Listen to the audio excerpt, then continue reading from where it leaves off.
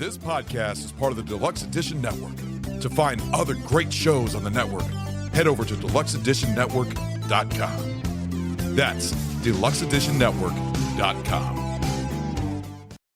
Hey everybody, this is Chase from Barrel Age Flicks. Go ahead and check out our Patreon for raw, uncut footage and early access to all of our episodes. The link is in the description and it's only $5 a month. Thanks for listening.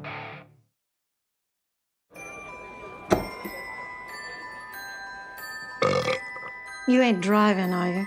I steer a little, but the Ranger do most of the work.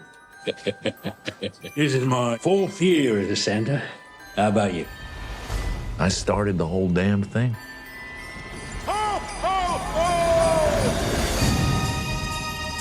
It's Christmas! We decided that you could have one gift. Early. What is it? That is a direct hotline to Santa Claus himself. I can talk to Santa. All right, revelers. Welcome to your worst Christmas ever. Let's go!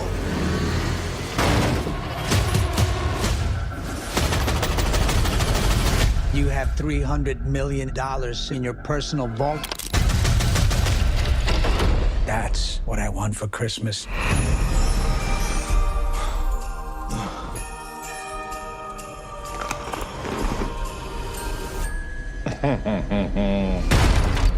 I don't want any trouble, okay? Someone's gonna scooch up that chimney.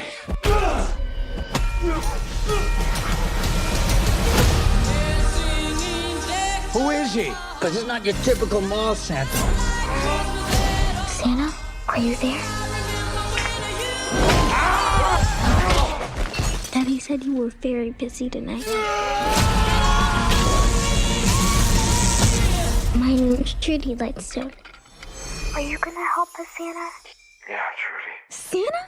You're on my nice list. Santa Claus is coming to town. Time for some season's beatings.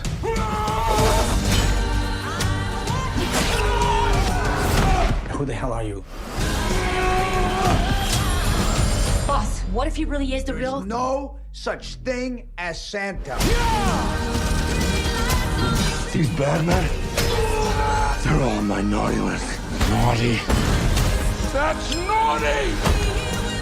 And what do you do to the naughty ones? I give them a lump of coal.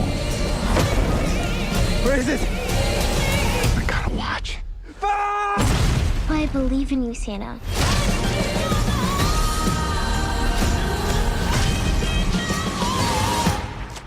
Come on.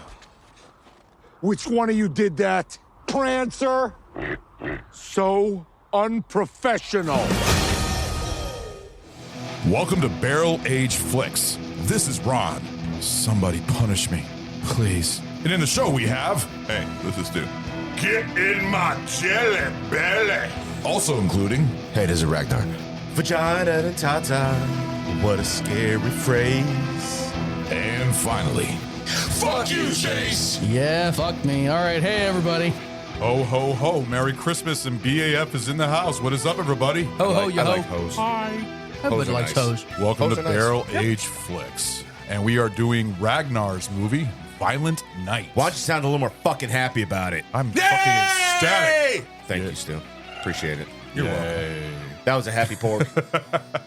Is it happy pork? So we're actually going to go ahead and go into the drink first because All right. this is melting right in front of us. So Ragnar, what are we drinking today? So we're drinking Oh Gory Night. That's a good name. So this is 1.5 ounces rum chata, 1 ounce rum, ½ ounce peppermint schnapps, ½ ounce creme de cacao. Cacao! Then we garnish this bitch with a scoop of vanilla. You left a string in mine. And I'm sorry, pull it out of your vagina. What the hell? There's a literal string in mine. Or what the fuck, dude? There's a string? It's like a piece of hair. That's not a string. That's hair. No, that's Is that It's string? connected to the Axe? yeah. Oh, really? You left a string in mine. Oh, I didn't put him. That's Snow's fault. I didn't put him in.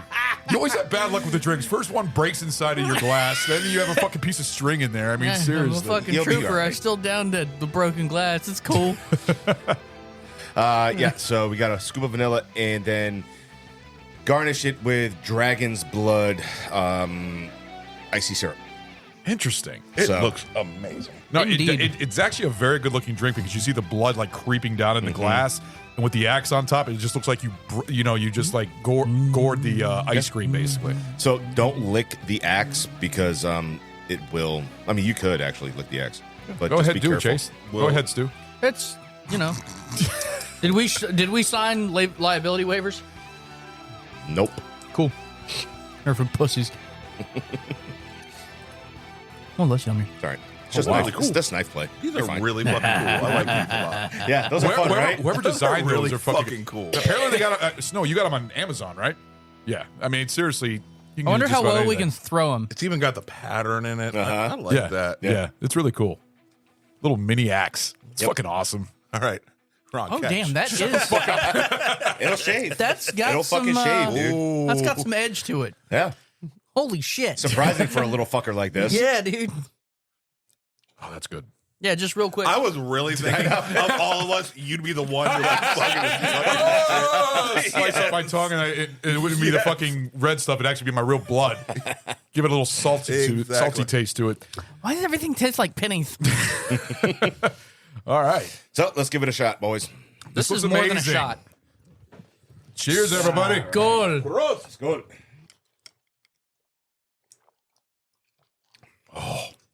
Reminded me of cojito at first. You said this had Puerto Rican rum or coconut rum? I'm sorry, coconut rum. I don't know why I said Puerto Rican rum. Coconut rum? I don't know why I said that. What the fuck, dude? I don't know. It just came out. I meant coconut rum.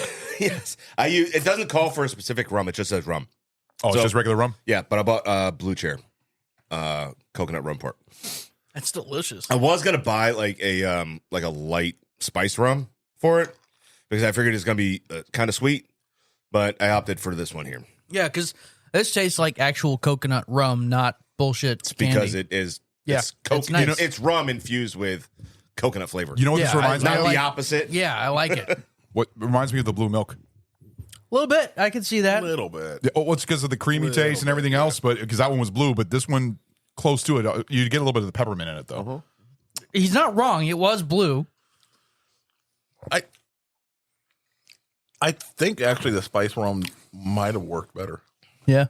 I think not that it's bad. I'm not. No, yeah, it's yeah, still yeah. delicious. But I think I don't know, Well, man. Captain This- Morgan's like spiced the. This is pretty I on was going to point. get Captain Morgan light rum Okay. for it. I'll start it off. I will give it a 2. Absolutely, it's definitely something that it tastes Christmassy, Yes. and the appearance is absolutely on fucking point. This is a great, a great show drink. Yeah. this is perfect. Awesome. All right. I'm gonna need this recipe, my good sir. That is a 2. He just gave it to you. I just gave it to you. Listen to the episode and you'll hear the rest Yeah, yeah. I'll have to re-listen because I know I'm going to be hammered by the end of this. It's weird. You have a pairing of 3 things that should never go together: a dairy drink and ice. I just feel like that's never something you want to do. It's kind of regular, actually. Yeah.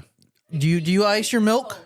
No, ice with the, I mean, ice with ice You cream? can put ice and milk if It's you want just it colder. Fucking weird. A white Russian. Yeah. It's a cream base. Again, it's just weird. Did I say And something then- wrong? Alcohol and a dairy product. Also, for whatever reason, just doesn't jive in my head. But goddamn, it's white good. Russian. Yeah, I know. Yeah. It's never gone right in my mind, you know? It's probably because of the whole getting really hammered and then somebody daring you to drink a gallon of milk. I mean, you can't drink a gallon of milk whether you're hammered or not. You can't do it. I mean, no, you can. It's just going to come right Yes. back up. Yes. Yeah. Or whatever. Just like when fucking Ron drinks something Yes. and it comes right back up. Well, we Lately. established it is mind over matter, and he keeps letting it mind. Yeah. That's I keep thinking about it too much and smelling it. That's why I'm just trying to just go for it, and it's fine. So it I don't know. It's Yeah, just open some your drinks- throat. That doesn't helps. sound right. Little Nicky, let the meat slide down your throat. I'll go next. Ragnar, This is fucking 2. Sweet. Great fucking job. Seriously. I mean, and like you said, like Stu said, it is right on point with appearance. It looks great. Like it seriously looks like with the accent, it looks like it's ice cream gourd. It looks like a head just being chopped and blood just coming down. It tastes great. It's very creamy. It's a very Christmassy drink. The ice cream, all the ingredients that you have in here. This is a knockout of the park. This is great. Sweet. This is a fucking 2. And you guys get a souvenir from it too. Yes. Little mini axe. I was And wondering. Of course, I'm not taking these home. No, I'm a generous host. This is a great Christmas drink, and I wouldn't mind doing this like on our Christmas party It's like or the something coins. like that. Yeah. So great job, Ragnar. Snow. How is it? How is it? It's good. I added more blood to mine. So good. Crystal, how do you like it? It's amazing. Awesome. Question: you said the dragon was a dragon. Dragon's blood. What is that exactly? Is Tiger. I thought tiger. Tiger blood. Oh, I'm thinking dragon blood Nope, soup. I think it'd be really cool if we call it Dragon's Blood now. what is that? Is that like a It's a, pomegranate or no? It's just a Shaved ice. shaved ice syrup. Okay, Like gotcha. a Kona ice. Yeah. Okay, gotcha. Because they originally called for maraschino cherry juice. Oh, okay. I see what you're saying. Which would work. That would, Yeah, it still would have worked. I think it would have been more sweeter that way, actually. And this is actually, to me, more not as it's sweet, but with the cherry, that's extremely like sweet. Yeah. I think that would have just made it a little bit overkill. Mm-hmm. This, I think, what you did with the Tiger's Blood, you said, I think works better. Cool. In my opinion. Good job, But Snow. knock it out of the park. She gave me the idea for the tiger's blood. It's very nice. So what is your review? 2 all the way. Yeah. I like it. It's fucking. It tastes like Christmas. Yes. You know, like Yes. the Christmas holidays. Yeah. You know, it tastes just fucking like it, and I think it fits and goes really fucking well for this movie that It does. we're doing today. Great choice. Yeah, guys, and make sure you check out our Instagram because we have a great picture of it, so you can see what it looks like with a little mini axe. It's a beautiful looking drink. So seriously, check out our Definitely Instagram. reminds me of Cojito, which, by the way, the Cojito kits are for like $20 at Giant right now. Oh yes, don't forget the chase. Oh yeah, it does come with that too. That's pretty fucking cool. That was a little curious. All right. I'm going to be careful. Nah, Before the end of the show. I can see you putting this in your pocket and then just sticking your hand in there and like, uh-oh. no, just put it on your It'll keychain cut. like a man. Slice And your let it finger up. happen. It looks. It'll got some fucking blades. cut. Yeah. It will kill. It's going to be like a little fun thing to show people. Like, hey, take a look at this. This is fucking Yeah, awesome. just keep the keychain on it and just start whirling it Hey, around. can you toss my keys? God damn, it even has like a little. This is fucking awesome. Seriously. Oh my God, man. Yeah, this shit's cool. Merry Christmas, motherfucker. All right, so we're going to go ahead and get into the details of the fucking movie, which we're doing, Violent Night, which was released on December 2nd, 2022, just last year. It's directed by Tommy Wirkola. I'm so glad you didn't say what I saw. I could have by accident, but this is the weird thing, because I've never seen this. He did Dead Snow and Dead Snow 2. Yeah. Yeah. He also did Hansel and Gretel Witch Hunters, which I believe... That was good. Didn't that star the guy who got his legs crushed? Yes. What's his name? Jeremy Renner? Jeremy Renner and everything. Also, What Happened to Monday and The Trip. The movie had a $20 million budget, which was low budget for this movie, which I was very shocked at. $20 million budget. It made $60 million domestic and $76 million worldwide. So it actually made a lot of money back. Had a good chunk off of it. The movie stars David Harbour, which is becoming a new favorite of a lot of people now. He's just really rising up in the acting form. Yeah, after his Stranger Things. Yeah, after his role in Stranger Things, there's no way he could fight stardom. Yeah, he's actually in a lot of good movies that Just I've seen. like- Well, he's in. Well, he was in. Yeah, we were he's been just in a talking. couple we were just things talking now. about it too. Hellboy. Yeah. The remake. Okay, no, that was not good for his career. Okay. He was also in another drama called Revolutionary Road with Yes. Kate Winslet and Leonardo DiCaprio. Yeah. I think he's in Brokeback Mountain also. No. Yes, he is. Is he? Yes. We try not to mention that, I guess. That's probably why. You'd be the one, of course, who fucking like, oh, yes, he is. Oh, yeah. No, You know what? To be fair, I've actually heard that Brokeback Mountain does have a really good I've story. never seen it. It's actually a good movie. Okay. It's actually a good movie. I'm not ashamed That's to say it. fine. It's actually a good movie. Ang Lee did a good job I with the must say, direction. I'm on it. impressed to hear that from, of all people, Ron. Yes. Heath Ledger did a good job. I mean, I'm sorry, No, his acting Heath Ledger was was great a in that genius movie. on screen. But there also even Randy Quaid was good in that movie. I love Randy Quaid. That's before he went I to only knew 2 actors in it. Randy Quaid, Jake Gyllenhaal, and Jake Gyllenhaal and fucking Heath Ledger. That was the only 2 people I knew that were in that movie. no, there's a lot of other actors in there. Yep, like I said, never seen it. Forgot her name. The other 2 girls. Anne Hathaway and also Anna Faris. Ron, why don't Anne you Hathaway's why in don't it? you put that on And your Anna list? Faris. Huh? I hope he doesn't. I might just have to watch it now. Yeah, it's actually not a bad movie. The other actors in this movie, shit, I should just close down. Hold on one second. We got John Leguizamo, which everybody knows John Leguizamo, and I'm wondering. Oh my God, he's a Hall of Famer. He has to be by now. Die Hard 2, Mario Brothers, and this. Yep. John I Wick. just realized that now. He was John Wick. John too. Wick. He was in John Wick. Yep. So he's actually been a BAF Hall of Famer. Send out the fucking invites. There's another one. We got Beverly D'Angelo, who's in We just Christmas sent him Vacation. just the axe in the mail. The axe and nothing else. Yeah, no, It just no, says no, ho ho ho. No. Write a note on it. Was there any other Just says movie? BAF. Was there any other movie Beverly D'Angelo we did other than Christmas Vacation? Was she in any other movies that we did? Because I was about to look, but I didn't. I should have, but I think there might have been a third one. We also have Alex Hansel. We have Alexis Louder, Eli Patterson, Andre Erickson, Brendan Fletcher, and Alexander Elliott. Other movies to be released at the same time. More recent movies: Megan, A Man Called Otto. I think that's Tom Hanks' movie. Babylon, which is a fucking crazy movie. Avatar: Way of the Water, and Brendan Fraser's The Whale, which is another good movie, actually. So a lot of good movies to come out around that time. Yep. And like I said, this was just last year. I think it came out like December 2nd, December 3rd. Wait a minute. I just said that, December 2nd. Yeah, I don't even know why I said that.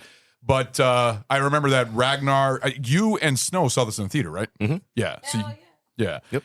And I never got to see it, and I just kind of held off until the next year because I knew you were planning on doing this. So I'm really looking forward to talking about this. So we're going to go ahead and take our break, so we will be right back. Hi, I'm Dawn Brody, a comedian with a history degree and the host of the podcast HILF, History I'd Like to Fuck. Each episode, I am joined by a new guest who has brought me a subject from history that they want to know more about. Then I hit the books, I dig deep in the annals, and stimulate.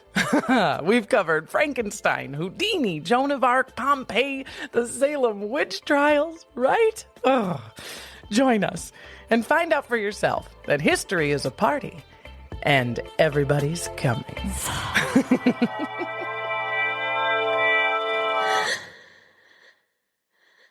So, you're Mr. Scrooge. That's right. But who are you? Weihnachtsmann. Julenitzen. Shondau Lauren. Babbo Natale, Père Noël, Kris Kringle. Jolly old Saint Nick. People call me a lot of things. That was a badass scene. We are back with our show. That is the Santa Claus inspiration. I'm guessing. That is correct. Yeah. So we are talking about Violent Fucking Night. That's a totally different movie. Yeah. Okay, fine. Touche. Yeah, that's the sequel. Touche. No, wait a minute. That'll be the sequel to this one. Sequel to Silent Night. So we're talking about Violent Night with David Harbour, John Leguizamo, and a fun-filled fucking cast. Yes. Honestly, the sexy grandma, Beverly D'Angelo. Well, okay. There's a lot to unpack there. You didn't think she was sexy? No. I mean, she's fuckable. I don't think she wasn't that bad for her age. Look, you get a few of these going. All right. Wait a minute. Does she still have the money in this life? Like, no, we could talk. They did still have it. They did. Okay, we can talk at that time. And she was. I still think the family's very rich. They were just being that $300 stupid million was laundered. Yeah, that was so that was stolen small money. What was her job? Nobody knows. It doesn't. They don't. Rich really people say. don't have money, or they don't have Yes, jobs. they do have money. Rich people I don't think they're rich. No, rich people don't have jobs. No. They were she rely ran on a cash company. flow. Yeah, she ran a company. She talked about how she stole it from her dad. Yeah. All right. So she ran a company, but it's never said what the actual company does. Yes. So I know the $300 million that the son was stealing And then Mr. Scrooge was coming in to steal was from the government. From Uncle Sam. So we she do has know what they do. She has something to do. Her company has something to do government wise, but it's never said of or what ties to the government. Yeah. Which, by the way, the whole Mr. Scrooge, I love how all their code names were like Christmas characters. I thought that was really cool. Yep. That was nice. I did it. I kind of dig it. I like Krampus. Krampus was kind of a badass. Which one was Krampus? Krampus was a psycho little motherfucker. Yeah. The one okay, was you know like- who that was, right? A guy. He's familiar. Okay. Yeah, he was in. you remember Freddy vs. Jason? Yeah, that was him. He was the brother. The brother. No, he wasn't the brother. That Yes, was he the brother. No, he was the brother. He was the one brother that- of the Oh, van. you're right. He wasn't the pothead. He was. Make up your mind. Yes. Yeah. He was the brother who the stole the van. The one who From who his put his brother. ass to the window and farted, trying to make a scene so they can get out of there. Yep. Yeah. He's also in a lot of other movies too. But he was also in The Revenant. Yeah. Yeah, he's actually bearded and everything else, but he was fucking psychotic as shit. He was funny in this Yeah, one. no, he was. He was good. He was funny. Yeah. Like all of them, I think all of them They were all fit fun. He enjoyed very his job. fucking well. Yeah. He enjoyed his job. Hey, he fucking goddamn right he did. Even the fucking the chick was badass. The short haired chick that was kind of The almost bartender? partner with the bartender, but also with the big dude, the dude that we were just talking Bjorn. about. Yeah, she could get it. Like, I'm not doing anything without a knife in my belt, but she could get Oh, it. you're already screwed. You're not. She's gonna have it already to your throat. Yeah. so. Like, Your knife in your belt isn't gonna matter. Yeah. No. touche. All you've done is given her another knife. What was it? So- the Hitman Agent 47? Yes. So this movie, I think, when it came out, I think the world, the genre of Christmas horror fell off the planet. It did. For 20, 30 fucking years. Would you say this is Christmas horror though? Did you watch the fucking movie? I'd see this more as a Christmas action movie, like an action. Oh, yeah. I mean, it has the kills and everything. Die Hard. Don't compare this to Silent Night. No, I'm not. All right, I'm not. It's just this type of movie. It's like almost like a a guy trying to kill all these other guys that are breaking in and stuff like that. It doesn't seem like a horror movie. It just seems more of like a violent action film. A violent Christmas. Yeah. movie. Yes, the violent Christmas, not a horror yeah, movie, but yeah. a violent. I didn't mean horror in the sense of Just gory. horror. Yeah. but a violent Christmas movie. Yes. I think the concept of these types of movies fell to the wayside After for the Die Hard? longest fucking time. No, I would say a lot of B-level violent Christmas movies. Mainstream. Oh, okay. But I don't think they even knew this was going to be mainstream. I think they did. I don't think they did. With a $20 million budget, I don't think they did. I think they were like gambling, all right, we'll do all right. I think what brought it up is because David Harbour was actually very popular from Stranger Things, and the fact that he was playing Santa and just the whole badass thing about him. I think people like David Harbour so much that it just fit for him being a Santa that's what gained its popularity. Because there have been violent, like the one I think we're doing next week, Christmas Horror Story. I've never heard of that. I think it was a direct-to-video flick or something like that. But this one was released in the theaters widespread. But I think it was also released directly on streaming. On streaming. Yeah. Was this on like Peacock or Hulu or something like that? I don't think it Swore was. it did. I don't think it was when it Violent first Night? came out. Violent Night went to the theaters. Yeah. But I think it also released on streaming same day. I don't on think it video on did. demand. No, I believe think it it was did. I think it was at the end of Christmas. I remember it being originally available right around after to the end of December, and this came out on like the 2nd December. So, Yeah. but this was widespread, and this was. I understand what you're saying. Why it's not a mainstream when it comes to violent, because when a lot of people think of violent Christmas movies, you think of Die Hard. Even though everybody says it's a Christmas movie, not a Christmas movie, or it is a Christmas movie, but I don't see that one as violent. I see that as very action heavy. Reindeer Games. Okay, that I can see as violent. Yes. Okay. But that was like back in '97, though. Yeah. It was a long time ago. Yeah. So What I love about this fucking movie is it's basically fucking 3 movies in one. yeah. All right. You've got Die Hard, Home Alone. Oh, Christmas Story. Christmas Story. Maybe because of the kid? No. Wait, hold on. No, I fucked up. No, wait. Where'd it go? I'm trying to figure out how Christmas. No, it's not. It's not. Okay. I was off on the release scheduling. So it hit theaters December 2nd, it hit video on demand December 20th. That's what I said, like close to the end of Christmas. It was, I mean, it was or actually just before a few Christmas. weeks. Yeah, You know, it was that 5 people- days before Christmas Day. So yeah. So no, yeah. It was so short of a theatrical. I think that was it felt like it was the same during that time. A lot of movies were doing that, to the point where they weren't in the theaters that long enough, or to the point where even they were released. Santa on Claus. That's what. Fuck. Jesus Christ. The Santa Claus. Santa Claus. Tim Allen's Santa. Well, that reference as far as Yeah. what he did. Yeah. I don't know why I was thinking. No. So Christmas Story is referenced in the movie. Yes. From the Bullies. Yes. Okay. So in the opening, when you see them driving into the compound, right? The catering van is Farkas and Dill. Oh shit! I didn't even notice that. Yeah, on the side of the It's one of those things that you have to watch. You have to really yeah.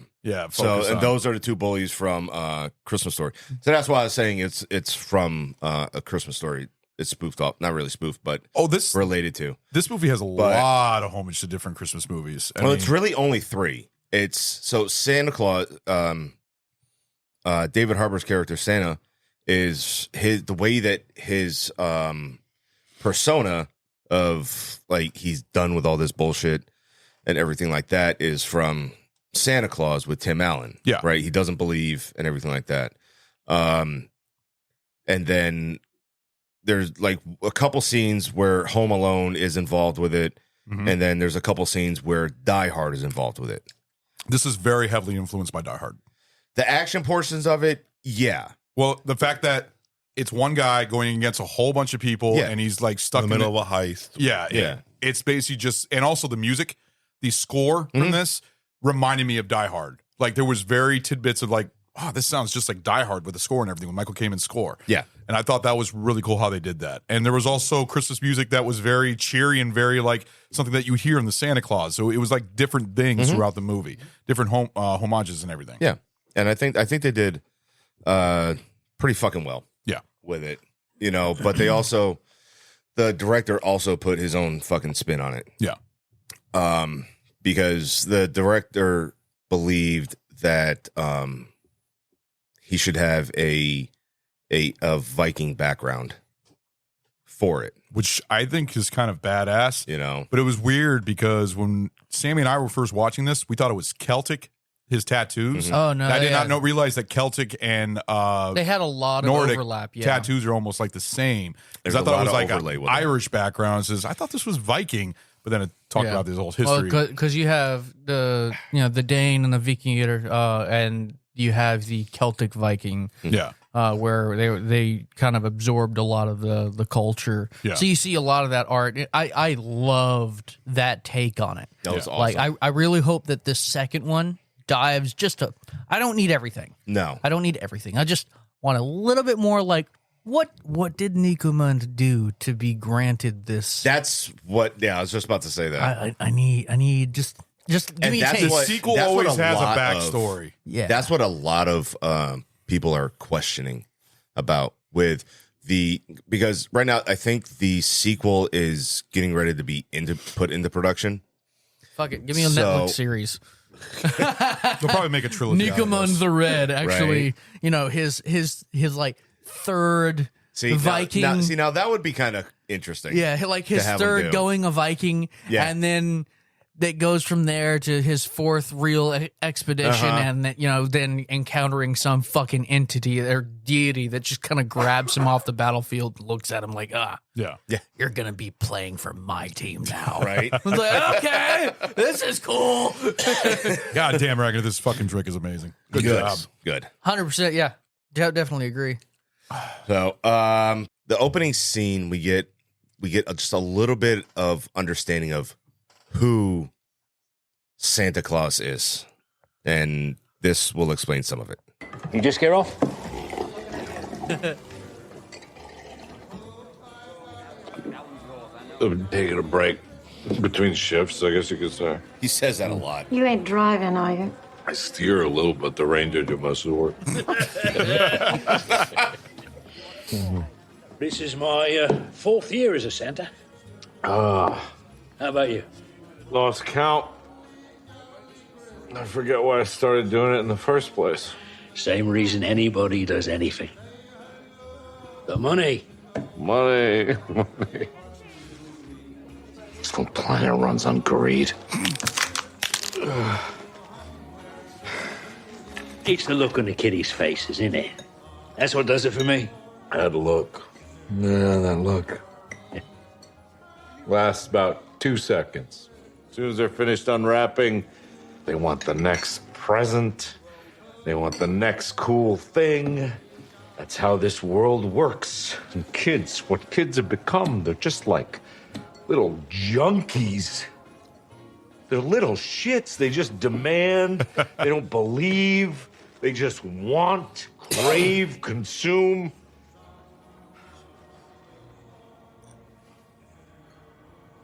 Maybe this is my last year. The last Christmas. Kind of feel for him. Well, I can't stand seeing another Santa in distress. And put his drinks on my tab, okay? Yeah. Oh, very merry of you. Okay. I better get going.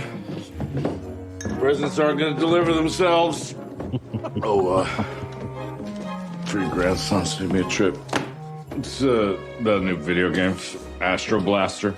Blaster Astro. I don't know. Merry Christmas. How do you know my grandson's name? How do you know I have a grandson? Aye! That door leads to the roof! Pisshead. Go easy on him, it's Christmas. Hey! You can't be up here!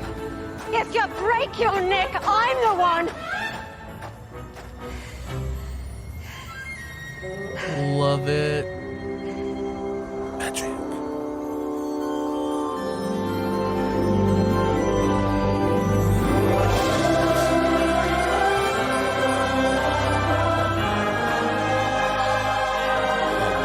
My God!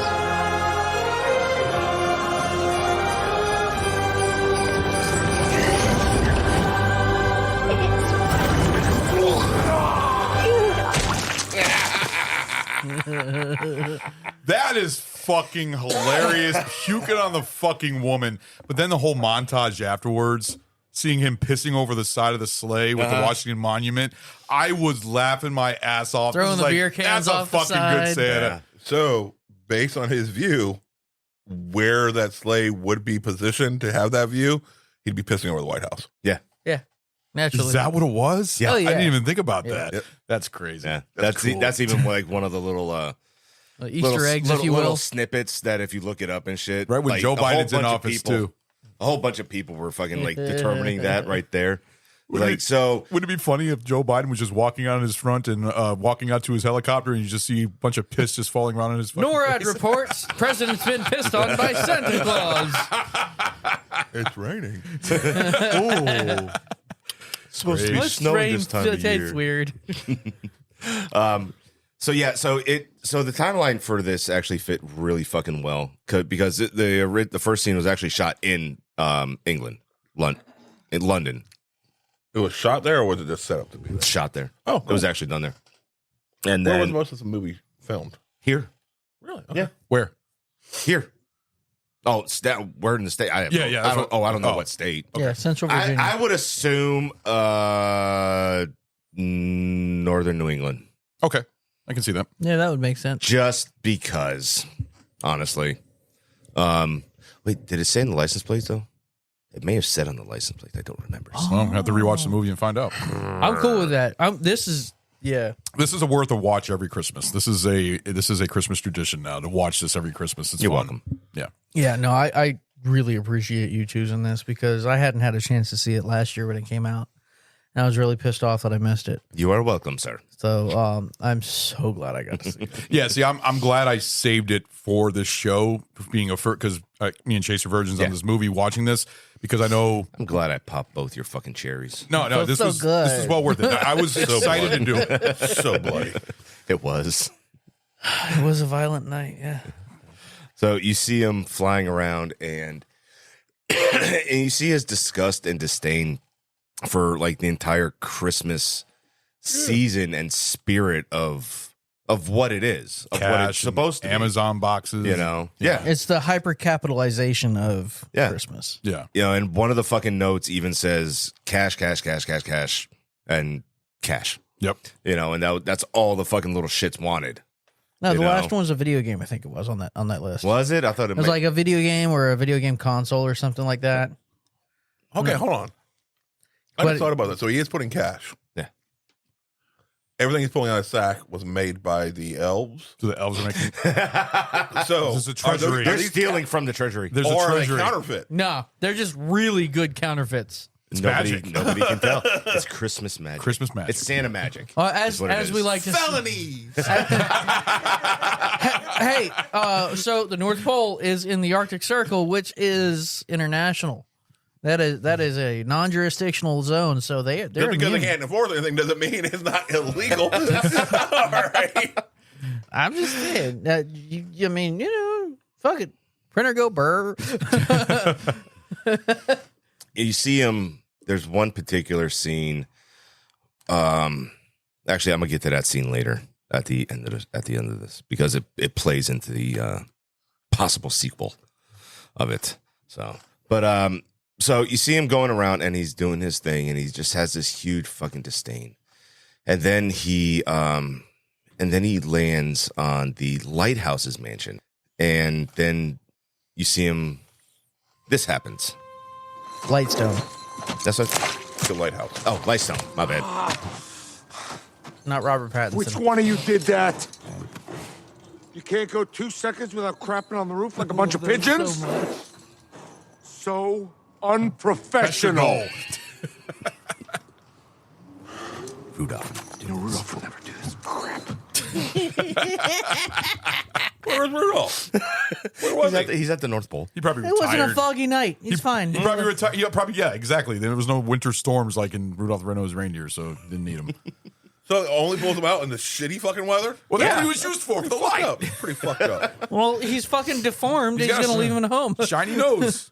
Retardation. He has a fucking nuclear No, he's just- weapon he's- on his fucking Yeah. schnoz. All right. Oh man, Is he radioactive? he could be. I'm gonna bank on yes. I'm keeping a Geiger counter on the chimney from now on. But the thing is, him landing on, I mean, him stepping in a pile of shit, it would be realistic because deer do shit a lot. Yeah. And that would happen. But the fact that he says, like, so unprofessional. No, so it's weird though because it was like in front of where the deer were. He does have a point. They could move around. Yeah. While I'm they're sure they waiting for him. could. It's just that. They're just waiting for They him. So came, let's they move came around. down and turned around. Okay. Yeah, that's what Getting they ready did. for the next launch. Got it. So they can float and fly Hey, away. what is the difference between reindeer and caribou? I have no idea. The size? Okay. Location. No, absolutely nothing. However, there is a distinct difference. There's no biological differentiation, but reindeer are specifically domesticated caribou. Oh. The more you know. See, location. Random location. facts with Chase. So, fucking hell, dude. I don't know. Look it That's up. Then you can hit it. There we go. I say they get a shot if it turns out to be right. Well, whoever pushed Don't the call- button. Don't So call if you're bullshit right, on me. if you're right, we all have to take a shot except you. What do you mean? What do you mean? Well, We all. I didn't call him out on that. You pressed the button. And so did You got- somebody. you still somebody told me else to. called it out. Well, then that's on her. Oh shit. Well, then Snow can take a shot with me. You jokes. Okay. So he's right. Reindeer and caribou are the same animal. Rangifer tarandus. Mm-hmm. And are a Rangifer member of the deer family. Yeah. In Europe, they are called reindeer. In North America, the animals are called caribou if they are wild and reindeer if they are domesticated. See? Location. So I didn't call him bullshit. No. Did you call bullshit? Nope. It was me and Snow. So that sounds like Snow, you got to come over here. We both got to take a shot. I think somebody felt peer pressure. You just told me to press the bullshit button. No, we agreed on it last time. It was Aaron Eagle. All right, so there you go. So She's got you there. So I got to. So it's just on you. I wasn't saying he was wrong. I was just saying bullshit on the radio. Oh man. Wow, we're starting the I show. almost feel bad. We're starting. No, you don't. No, you don't. We're I said starting the almost. show, right? Look at you implying you have feelings. Again, almost. Gosh. Come on. That's a good spin. I think somebody's lubed this some bitch up with some like I white think the nut lithium. is loose. Right round, baby, right round, like a record, baby. right round, round. Just a plain old Malort shot. Give me the Malort. It's right there. Schmalort. So I'm a team player. So one of the big, aside from Home Alone, right? That I think that's a very obvious reference in the movie. Another one, like I said earlier, Cheers. which is from Die Hard, is the one of the iconic dialogues that John has with Hans, which is when Scrooge asks Santa, "All right, who the hell are you really, huh? Some security guard who's watched too many action flicks?" Hans and John's little dialogue was, "You know my name, but who are you? Just another American who saw too many action movies as a kid." Oh God, the Malort is horrible with your drink. Actually, it kind of made it better. What the fuck? Fuck off, dude. I will throw this little hatchet at your eyeball. No. I said he's your saying drink made the Malort Yeah. better. Okay, that's what I thought. But he sounded like he was Motherfucker. saying Yeah. the Malort made your drink Yeah, better. yeah, exactly. That's not what I meant. I that's meant what it the other way around. That's why I'm gonna poke your little fucking eye out with this Oh, thing. come on. So what was this about Hans and Franz? Are they here to pump? No, Hans and John's. Wrong movie. Hans and John.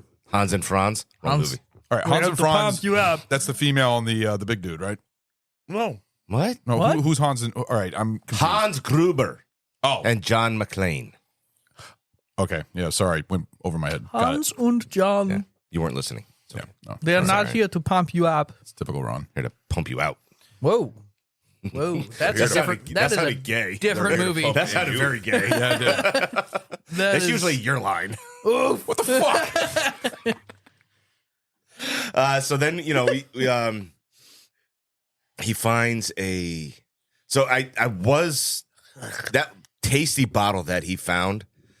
I tried it. I couldn't find it. I couldn't find any information on it. Was it fucking 1872? Is that what it was? I don't know. It didn't. I couldn't find anything. I couldn't find any Because that, information. yeah, that on was it. because I was like, Ragnar's probably need to pick that for the drink. Because that's what I was expecting. That would Yeah, be no. probably a $15,000 bottle. Probably. Yeah. I thought you'd be picking the Whiskey that- whiskey that she got. She has So, it. On, he has it. so on his- I have that at the house Yeah. already, and I thought about that, but I've already had it. Okay. I've already drank it, so not the whole bottle, but and it's okay. Oh, really? I think it's- me and you had a. Your We've place. had it. Yeah, it's okay. It's not. So it's about $100 or so, a little over $100. It's That worth okay. the price It's- point? It's okay. No, I think it should probably be 40, 50? $20 cheaper. About $80. Okay. So I think it's just a hair overpriced, actually. Okay. What's the name of it? Oban. Oban. Yeah. Okay. It's not bad, by any stretch, but I think it's just a hair overpriced for it. So I tried actually looking up that bottle there that he's like, oh, this looks pricey, or what the fuck did he say? The good stuff. Oh, this is the good stuff. Thank you. I That's tried trying to find out what the fuck it was. I couldn't find anything out. Old I as just shit loved it that and he was grabbing expensive those as fucking. hell. I remember they were grabbing those sugar cookies right there, and he was having that just sitting in the chair and just relaxing. Homemade. Yes. And he sits in the fucking massage chair and he's just fucking knocked the fuck out. Yeah. Oh yeah, absolutely. And then Very realistic too, because I'm sure that would actually happen. Having a long night like that, I'm like, you know what? I'm just gonna fucking sit back and drink somebody else's whiskey and eat some cookies and sour. oh, milk. with him, fuck yeah, absolutely. However, like what? it's Christmas Eve. He's got to make how many house calls per second? It's Christmas he's- magic. Yeah, the time I changes still with don't know him. how this shit works. The time changes with him. It's They've Santa explained magic, it in so many man. Christmas movies where the time moves with him. He's just fair. Yeah. So it's super hot. It's Christmas super hot. If he stops, time stops. Son of a bitch. Sure, we can go with that theory, I guess. Why not? Makes sense. And then you see this scene with the grandma, which is a wonderful, wonderful fucking introduction to her character.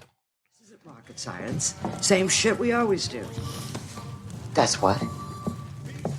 That's the best you can do? Excited to see your grandma? Listen, you cocksucker, it's Christmas, so why don't you take your best offer, gift wrap it, and ram it up your fucking box? God, I love how she talks. Maybe you don't realize who I am. Oh boy, look at Mr. Cool back here. Yeah, what's your angle, man? No angle. I'm not doing anything. Oh, yeah. No! Don't shit in my mouth and tell me it's chocolate cake. Grandma's cool. I can make that story go. I think your brother's up to something. No. I just decided to let you guys have all the fun sucking up to Mom today. Please, you are King Suck Up. You named your kid Gertrude. Oh, but you named your son Bertrude. Okay. Not even a Sorry, Bert, that's not a real name. Sorry, Linda. We can't all be lucky enough to have daughters. Mom, I can hear you. You know I'm so something sad we that don't. kid didn't die. What is it? No, I don't. I got it. Bingo. I'm on to you, man. Come on. We were just. Come on. You big sack of shit. No wonder your husband left you. Merry Christmas to you too, Senator. Fucking great intro for her. It really is, and it's kind of it. I don't know. It's because we were talking about it earlier, like what the company does and whatnot. But it kind of shows that like she's got some power. Yeah, I know she's what got it a does. good fucking amount of Well, goddamn she's power. laundering American she's talking government to a money. fucking senator. I mean, Yeah. seriously, she's up there with the high ones in the political world. Yeah. What was that, Chase? Said I know what it does. They launder American government money. That's part of it. Yeah. At least once. Yeah. At least twice. Twice? Twice. It's got to be twice. I mean, if it happens once, it'll happen more. Exactly. You're right. I figure it's done at least twice. This time here, she just got greedy with it. Well, it's more than likely it's been sitting on it, waiting for it to just be forgotten about. No. I guess that It got delivered that night. Touche. So yeah. And her son figured out when Can't this say got it's to be hot there. anymore after that, huh? That shit was awesome. Yeah. No, don't. You can just leave the letter. Don't. God damn it. And It was so fuck, she man. played it off very coolly too. After reading the She's note, kind of a real one, man. She played it off so fucking well. I think. Oh, when he saw all the money and everything. Yeah, just fold I'm the really note just and put proud it- of you. And thanks for taking what's yours. Yeah, because you see that the sister is just waiting around for her mom to pass the torch, right? And I think that's what the brother was waiting on as well to do. But he just got sick and tired because he's losing his family over this whole fucking family business shit. So he's like, fuck it. I'm just going to take $300 million from you and roll. And peace out, bitch. I'm going to just say that he was a weird looking dude. He is from The Boys. Yes. Yeah. Alex. Who is he in The Boys? Alex Hassel. Is it in the first season? Invisible. Yeah. Translucent. How did I not see that? Yeah, the dude Probably because translucent's invisible. That was a good That one. was a good That one. was a good one, right? I give you Good job. I give you credit for that. No. But now after seeing his face, I do remember that he was the dude that was in the cage and fucking exploded and everything He else. was the invisible cunt. Yeah. I love that. Yeah. Such a stupid name. Translucent believe doesn't I even didn't- mean invisible. Just means see-through. That is I was trying to figure out why, because he did look familiar, but he's just a weird looking dude. Yeah, he's got a weird fucking face. He's got a weird rugged looking face. It's just Maybe weird. that's why they cast him as translucent. Because I don't want to look at that all day. That's two guys that are in major like TV, like Stranger Things was David Harbour, and then this was Boys. I wonder if any of the Hopefully other they'll cast him as a burglar in his next one. I feel like I've seen him other places too. He seems like he has a familiar face, but probably just seen him in The Boys. But he's probably been in So his something name else. is Alex Hassel. Yep. So all of the henchmen are stunt fuck shit. Goddamn They're it. stuntmen and women. Stuntmen. Stunt people. Stunt humans. So and the reason that the stunt coordinator chose to have because he's actually worked with every single one of them in previous films before. So the reason he actually chose them, because one, they can act, but to actually cut down on cost as well. And he doesn't have to worry about people getting hurt. Really, Yeah, if really you don't having have to to- teach somebody. They are their own stunt double. Yeah. So fuck it. There is only one. I think there's only a couple stunt changes and such in the film. One of them was in the first fight scene with the Christmas tree. The guy that got killed by the icicle. Yeah. Yeah. There was that one there. And I think there was one more. But the way that they shot everything was done in one scene, in one shot. Yeah. So they practiced doing it. And what he calls a Texas switcheroo. So, like, David Harbour and the henchmen are fighting. And then Harbour's character is out of scene real quick. Mhm. And then the stunt double will come in. Yeah. So it's all done in one continuous shot. That's pretty instead fucking of multiple cuts. Yeah. To actually get the scene that they wanted for it. Isn't the stunt coordinator from the John Wick movies? Because you can definitely tell with the fight scenes and just the way the movement and everything, especially with the sledgehammer scene Is at that- the end. Because this is produced by from the makers of John Wick, or from, I'm sure there's like a stunt coordinator or something like that from the John Wick movies, because you can definitely tell it in the fight scenes. Because the stunt coordinator for John Wick was the director. Chad Stahelski or something like that. Yeah, So this isn't him. Oh, well, it just said that from the makers of John Wick. That's what I was wondering. If Just there the was, production studio? probably. Yeah. All I know is that there So was the things in the stunt coordinator is Jonathan Jojo Eusebio. I don't know. Giuseppio? No. Is he credited in John Giuseppe? Wick? No. Asshole. I said no, asshole. Why is that bullshit? He's calling bullshit on me. He On just him. wants to be able to Oh. use it once and not get fucked up for it. Okay. Hey. So I'm not bitching. no, so he worked on John Wick, Matrix, and Yeah. the Bourne franchise. That's what I'm saying. I think it said the porn franchise. All right. See, Bourne. Oh, okay. And Blade 2 and Deadpool 2. movies So- do that where they put a name that's in a big movie to be basically used, like from the makers Oh, of yeah. this. From the Star makers, power. That gets you money. Exactly, to, oh, wow, this is from the guys who made John Wick. This has got to be awesome. I mean, let's be real. It's- You're sitting on your couch and you see a commercial and you're like, oh, okay, it's got Santa Claus. And then it goes, from the makers of John Wick, your next awesome holiday movie. You're like, oh, hold up, bitch. How much are movie tickets these days? Yeah. I'm gonna go see that shit. No. The screenwriters of this, I didn't realize who they were. And it's really weird what else they're known for. What are they known for? The Bunny Game. No? All right. So the original screenplay is by Pat Casey and Josh Miller, Okay. They wrote Caligula. the Josh? writers of Sonic the Hedgehog. What? Yes, that's right. Really? That's right. That's right. I remember. Is that all? Yeah, I remember What other reading ones? that. I don't know what else they were, but But that's all that matters, really. Yeah. No, Sonic the Hedgehog, Violent Night. No. There are writers that have written like kids movies and written like hard-rated, like hardcore, I would not have. Kids movies and hardcore what? like Finish the violent- thought. hardcore violence. Oh. You can say You it. had us You can say it. You can concerned. say it. Porn. We all missed that violent castle. Caligula was Hey-o. done by Gore Vidal, and he's a very well-known screenwriter. I thought he was going to say kids movie producer, and I was really concerned. Kids. Larry Clark. Very interesting movie. I know Stu wants to host that one. What? Yes. That's a great movie. That's a great fucking movie. Kids. It's out there. It's a great fucking movie. Definitely out there.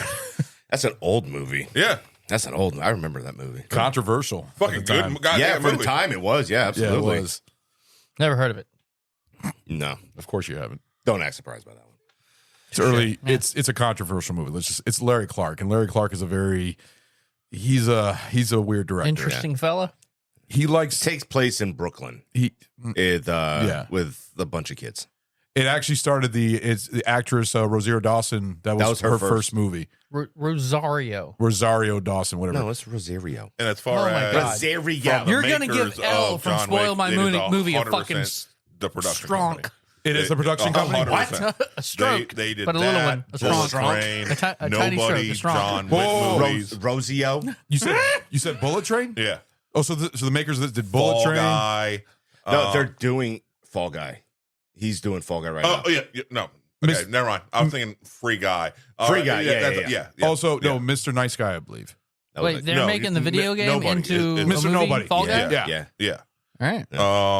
The Jason Statham movie, Safe, the Netflix movie Day Shift, they were all done by this production company. It's because usually those movies have like a lot of good choreography. Yeah, but they're choreography. Yeah, thank you. You were getting the there. Fighting choreography that they had in there is actually always. But that's the thing about this movie is that you could see it's John Wick, like especially with the pool hall scene, the sledgehammer scene, just the mindless action that's going back and forth with the camera moving with it. It's the same type of action. Yeah.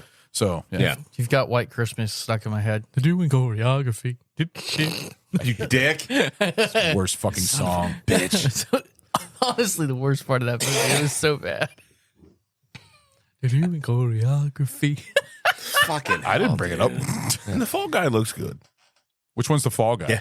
It does. The guy that falls. The Ryan Gosling movie that's going to with come out. Emily Blunt. Yeah. Oh, so it's new. No, One you of the know, Free Ryans. Guy. That's what I originally. No, it's the one where Ryan Gosling plays a stuntman, and had a prior relationship with. I can't tell if she's like. I'm guessing the director. Maybe I don't know. Emily Blunt plays like. It feels like she's the director, but she had a previous relationship, and it looks like it's going to be a heavy action oriented rom-com. Yeah. That one there actually looks decent.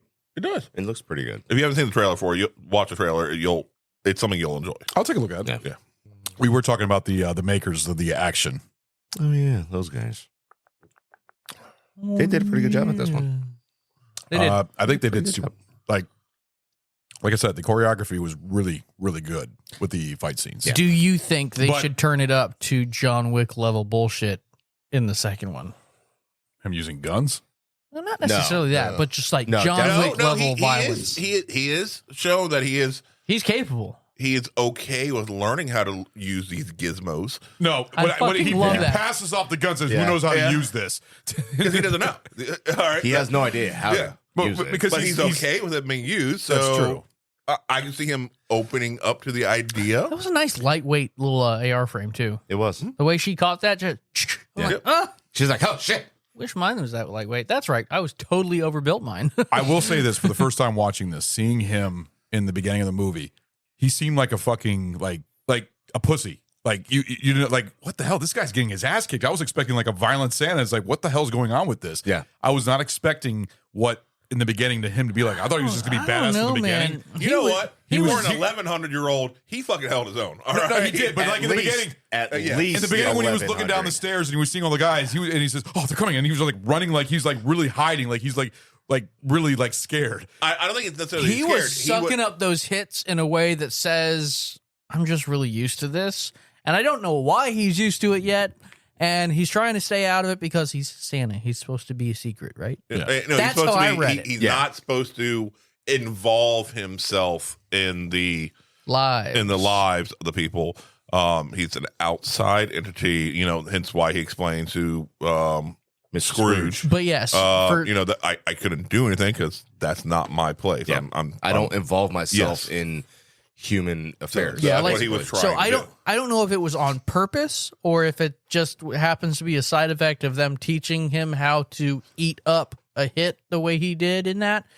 Just the way he was sucking up those punches that he took in the beginning, it just looked like, no, he's just not fighting back. Like he could, he's used to this. Why is he so used to this? Well, you can tell that he was starting to get a little bit more defensive of himself, and actually he was able, like, he can actually take care of himself. Oh, yeah. But in the beginning, you didn't think that at all. And it just is starting to develop. And I think a lot of his memories were coming back of what he used to be, like a warrior and everything. And then as soon as that sledgehammer came into play. That was a fucking amazing scene. It was, what's the little girl's name again? Trudy. Trudy, that's right. Well, she was a Gertrude. It was Trudy's belief that was in him that was empowering him. As the belief built and he sucked it up more, he became more and more powerful. Yes. And is able to then reach back to his old ways. And I got to hand it to the kid. The kid did a good job. did. I was She very did a happy very with her. good fucking job at Yeah, this role. I thought she was a very cute little, just getting really, really believing in Santa, and talk the whole walkie-talkie. It was cute. I would like that. a redo of Home Alone in this style. Yeah. That would be interesting. Yeah. I mean, that's basically what this was. That's what it was. He took that idea of how fucked up Yeah.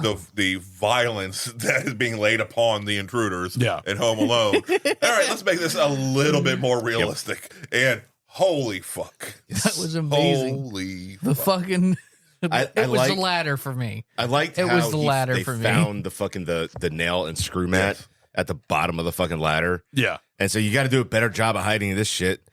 And he goes fucking steps up on the ladder, and the nail goes right through That the bottom. The nail that he saw. Yeah. The nail that he Yeah. he saw that nail. That was the epitome And like that- and of it's a like, magician saying, "Pay attention to the hand," and then jacking your wristwatch with the other hand you're Yeah. not watching. That was the epitome of redirection of attention. Yes. And He I don't steps without on even that being fucking there. sawed leg. I don't cringe at movies. I really never do. Things don't think. But That shit as was soon as I saw rough. that nail go through his mouth, it's like, God damn, I can't imagine the pain of Well, that. here's the thing though. You say you don't cringe at them is because a lot of what you see in like action movies and violent movies, horror movies, Yeah. right? Any sort of kill is instant. Oh yeah, that's not. These were long term. So it's either a fucking gunshot, an explosion, a knife kill, decapitation, anything. Yeah. But it's not going to kill you. What it's going to do is going to fucking cause you extreme torturous pain. Yep. So right under your fucking lower jaw, you just have skin right here, skin and muscle, which is that it's immediately going to through. which is immediately going to cramp up around that impaled object too. Oh yeah. So just in case it seeing doesn't that- hurt bad enough. So seeing it, I understand, why you would cringe. Yeah. Because I mean, we get used to seeing all sorts of different kind of death scenes. Fast kills, basically. Yeah. Yeah. But like a nail straight through your fucking lower jaw, is like, that's going to stick there. Yeah. It just looks painful. And he gets the nail. He's looking at the nail. Yeah. And the fucking bowling ball comes down. Yes. Right in the fucking head. And then he falls back down onto the mat full of The screws spike and nails. strip. Yes. That was glorious. That's when I called Crystal into the room for. I was like, "Hey, you gotta watch this. You gotta watch this. What? Check it out. No. It reminded me. He reminded me of Marv. Yeah, in that's Home Alone. that That whole scene right there was a whole that Marv. whole entire scene there is all Home Alone. Do you think Trudy was reenacting Home Alone as the young kid Whimsy? Or do you think she's a fucking psychopath and knew this is going to fuck these bitches up? Kids have desire. Right, Kids, this is going to fuck them kids are creative with their shit. That's the thing. See, I Kids can be think very she was creative. purposely doing it, mainly because of the slingshot scene. With the barbell? Yeah, like Yeah. barbell, bitch. That bitch knew what she was doing. Uh-huh. She is Oh, not fucking with him. absolutely. She is a psycho. Yeah. No, I like her. Let's do this. Oh yeah, no. I definitely want her to be my friend rather than my enemy. No, she was on Santa's side, and she was. I need Violent Night 3 when she's like part of the elf secret service. Which is another thing I'd love to see in the sequels. I'm really curious if they're ever going to show the elves and see what they're going to be like, because you never get to see I the don't elves know. in this one either. Because you don't see Mrs. Claus, you don't see the elves, and you're Okay. curious. I'm sure they're going to bring that up in the second movie because they're going to have a bigger budget. So they're sticking with the Norse, the Norse history, if you will. If we're talking about the elves, then that means you're talking about the old Fae. Mm-hmm. Yeah. I don't know, man. I don't know if you want to see that. Was he the first? They're fucked up, bro. Was he supposed to be? Was he Yeah. supposed to be the first Santa? It doesn't say. It doesn't say nothing to the first, but he's that old. So to me, that's implying that's most the likely. right time frame. Yeah. Even though Saint Nicholas, who was his own badass in his own way, the real Saint Nicholas. Yeah, he was. But he definitely was not a Viking. Definitely not. No, they changed the history a little bit. Yeah, Because Saint Nick was Irish, hold on. wasn't he? They didn't change the history. They made their own lore. What they did was they took the Norwegian side of it. Yeah. And Nikamund the Red is 100% made up. But yes. There are some, like Sinterklaas is a Dane, Northern Germanic story. But when he did say his name is, I'm Nicolas. Nikamund. Nikamund. Yeah. Which is a Norse translation of Nicholas. Yeah. Yeah. So you have Nikamund or Nikomander. Yeah. So they didn't change history of what like the world of what modern world would think of as Saint Nicholas. Mm-hmm. They just what the director did was he took the fucking Norse belief side of it and put that into the fucking storyline. Gotcha. Instead of going by the standard Christian belief side of it, as it's Saint Nicholas, So when you hear him going through all of his fucking names, he's literally going through every fucking belief of what they would call him. Yeah. Which, in my opinion, that scene right there where he was, asking what I am, and then he says jolly old Saint Nick on the end, I was just like, that's just a badass way of introducing himself. Mm-hmm. I thought that was really cool, like doing that. I thought that was better than Tim Allen's version, when he's doing the phone. His was very, very fucking comical. Yeah, this one was more badass. It was weird seeing Santa with a man bun, though. It fit for the Viking, though. That's the thing. It fit as a Viking. No. So you don't think so? That was a weird thing. He had authentic Viking helmet, none of the Viking armor, and this new age neo Viking concept of a hairdo. Yeah. It was weird. Okay, so when you but talk, also the snowflake tattoo, I felt that's not a snowflake. No, that wasn't a snowflake. That's not a snowflake. No. What is it? You have the Aegis or the Visfigir. This is Norse compass. I could have sworn. No.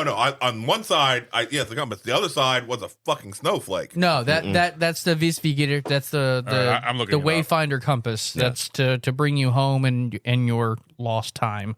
Then you have the Aegirsfilmer, which is the Helm of Awe, which is technically to be worn painted across the forehead. That looks like a snowflake. Yeah, it does, but it's not. But that's not what it is. That definitely looks like a snowflake. Just clarification. It's not what it is, though. Yeah, that's the Vesfigir.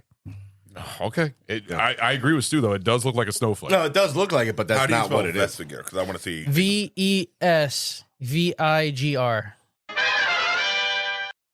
All right, so we are back with our show, and Chase has to take a It's Veggie Visor instead. It's not Vegemite, goddammit. All right, you son of a bitch. No, it's Vegvisir. Vegvisir. All Yeah, right. yeah. No, I done got it spoonerized. I said it like 3 or 4 fucking times, and you still fucking wanted to fuck it up. Did I mention this drink was really good? Yeah, I almost want a third one. That's probably Do you why I want didn't another? know. Yes. Should I have another? Maybe you should have asked for that during the break so that the host didn't have to stop and be away. Okay, apparently I should have another. Magic. Grazie. It's Christmas magic. All right, I don't understand. So if I recall correctly, I think the agreement was that you were calling a punishment shot on me for stating the wrong name of something multiple fucking times. Yeah. All right, so we have to vote. Aye. All right. Fucking aye at this point. Like you know you fucked it up. Who knows? You can get a self-destruct and we all get fucked. Will you shut the fuck up about goddamn self-destruct? You are so horny for self-destruct. I am. He gets rock fucking hard for we that. all get punished. It's great. He loves to get punished with his boys. Everclear. Honey, maybe you should take your drink back. We're actually running low on that, so we need to get another bottle of that here soon. All right.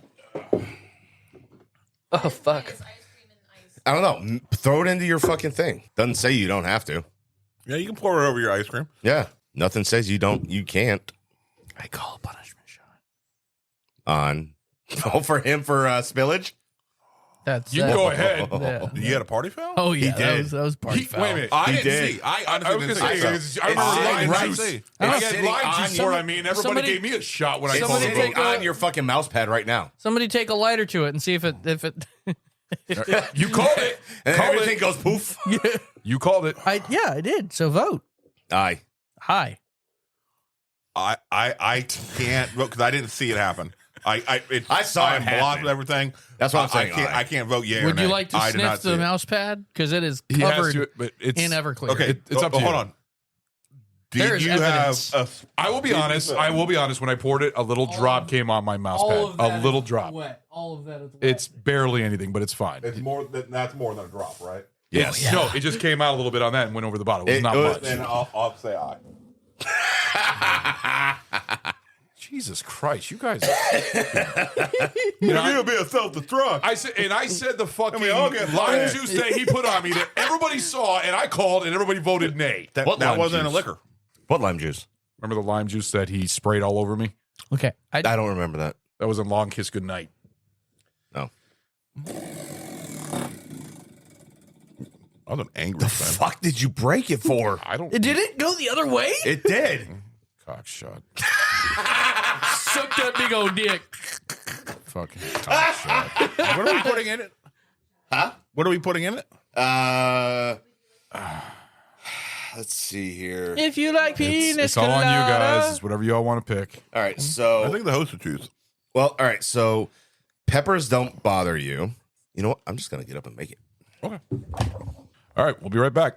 What's up, everybody? I'm Matt, the host of the Beard Laws Podcast, a podcast that has nothing to do with beards. A podcast where we aim to entertain and interact with our live viewers, but our listeners, they're like the quiet person that never talks sitting around the bonfire because the rest of the group is so entertaining, hilarious, wild, and a little bit dumb. So grab a drink, grab a snack, and let Beard Laws and the boys, Toby, Brandon, Logan, Zach, Richie, and our occasional special guest entertain you. We're live on the Beard Laws YouTube Thursdays at 9 p.m. Eastern Standard Time, and for whatever reason you want to see us and or our beards, check us out, thebeardlawspodcast.com. We're everywhere. Our titties. Vampire titties. We are back with the show. I do like me some titties. Starting off with vampire titties, just like Giant vampire Yeah, they titties. suck you. Yep. All right, so Chase, did you drink yours? It's His in is route. mixed. Is it in there? Cool. Skull. Ron, drink your cock. I almost. That was What wild. is in Ron's cock? That was risky. That's okay. This is some douchebag. So Ron has Jameson Very nice. Which is good, and Jamie's son? What? Screwball. which is not good. Delicious. It's peanut butter, man. It's a Calm nice down. cock tease for I him. hate Screwball. He got very excited when he saw Jameson go in there.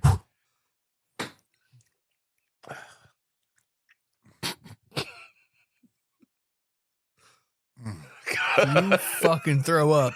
I'm not going to throw up. You throw up, you got to do it again. Eat a fucking cookie, motherfucker. No, I'm An fine. oogie cookie. You can still have a cookie, but, you know. Fucking Screwball. Oogie cookie. Oh, no, we are not playing that game. No, I sit out. Yeah, he's just a ref. We gotta watch her. He's just right there watching. Which one of you love fuck your team first? Come on. Which one? Completely ruined the Jameson. You know what? Like, that was, you know what? That was complete blasphemy. Blasphemy, ruining my Jameson like that. You're welcome. Ugh. But I did it. There you Hey, go. you started hosting this show, man. You got to pay the price. I paid my price. And did I puke? Did I puke on your arm? No. Not this time. And now you have something yummy. Yes, no, this shit's This is good. why Hey, you Hong even got a Kong cookie loves out of it. You want to know the funny thing I don't is? know why. Hong Kong, we were number one No, when I'm Iron good, Eagle thank came you. out. You don't like butter cookies? Iron Eagle was I do. what, I love sugar cookies, but I don't know. Iron Eagles what made us Hong Kong number one. Goddamn fucking right, bitches. Hong Kong, I have Fucking questions. 80s nostalgia right there. I have questions. Why? Mainly. Because it's 80s nostalgia. Why does Hong Kong, China really like the story about a 16-year-old stealing fighter planes from the U.S. government No, he's more like 17. want to do it and then wiping out a country single-handedly? because they want to do it. Because they want to do it too. Oh, get on our fucking level. They're trying. We appreciate all listeners, by the way. We need more patrons. I don't appreciate all listeners. All of them? Why not? Nope. No. Just fuck that one guy in particular. Nope. Yes. Well, There's. This is getting. No, I'm not going to go political. Never mind. Okay. No, I'm done. Yeah, no politics. Nope. All right. Nope. Back to the movie. We'll be here forever. Violent Night. Yeah. So, man. So we've talked about Santa for a bit, but I want to introduce a little bit more of his counterpart for this. So the song. Sorry, the Everclear curdled the ice cream. Is kind of where you get your taste of him. Also, the title of the movie. Yeah. So when he sweats, it's just gonna be like pepperminty, right? Possibly. Violent night, gory night. All is calm. If all doesn't want to get shot in the fucking head. I fucking love that. Do you have any idea who you're fucking with? Leguizamo's second best song in a movie. That was the first one when he's singing in that bathtub. You know, The Pest. Hey, that shit was catchy as fuck. Fuck y'all. All right, that was catchy What as was fuck. it from? The Pest. Okay. Oh my god, that movie is annoying as fuck. That shower scene. That though, shower was scene. Fuck, that was genius. I think that's like the title sequence, I believe, and Yes, also it the is. end credit scene. It's genius. Oh god, It actually just popped up on my fucking page on Instagram, like probably 2.5 hours before I came to the show tonight, and I was like, "Oh my god!" no, it was the same for me. It was Yeah? the same for me. But I remember. That's I remember funny. when that movie came out. But the thing about John Leguizamo is, I actually give a lot of respect. He's really heightened up as an actor, and I think he actually does a really good job. He was in John Wick. He was in Kick-Ass, Kick-Ass Volume 2. He was in Romeo and Juliet. He was great as Tybalt in He was fucking Romeo and awesome. Juliet. The Prince of Cats. He's actually a very good actor. I mean, he was also in the movie you hate the most, Mario Brothers, as Luigi. I know, you rolled your eyes up. Well, he was in fucking Spawn. Yeah. He was a clown. He is a clown. amazing Yeah. in Spawn. Yeah, Yes. no, he's a very entertaining. He was in Die Hard too. You know what's hilarious? That was the first comment on that Instagram post. Was the Pest and Spawn were the only two movies he did anything worth a damn in. No. And No. I disagree. No. You know I what's thought it actually a was movie funny. that's actually good with him? It's very lower rated on Rotten Tomatoes. Violent Night. No. The it's the one with Martin Lawrence when they're robbers. I don't know if you remember that. It also has Danny DeVito. I forgot. It's actually a funny movie.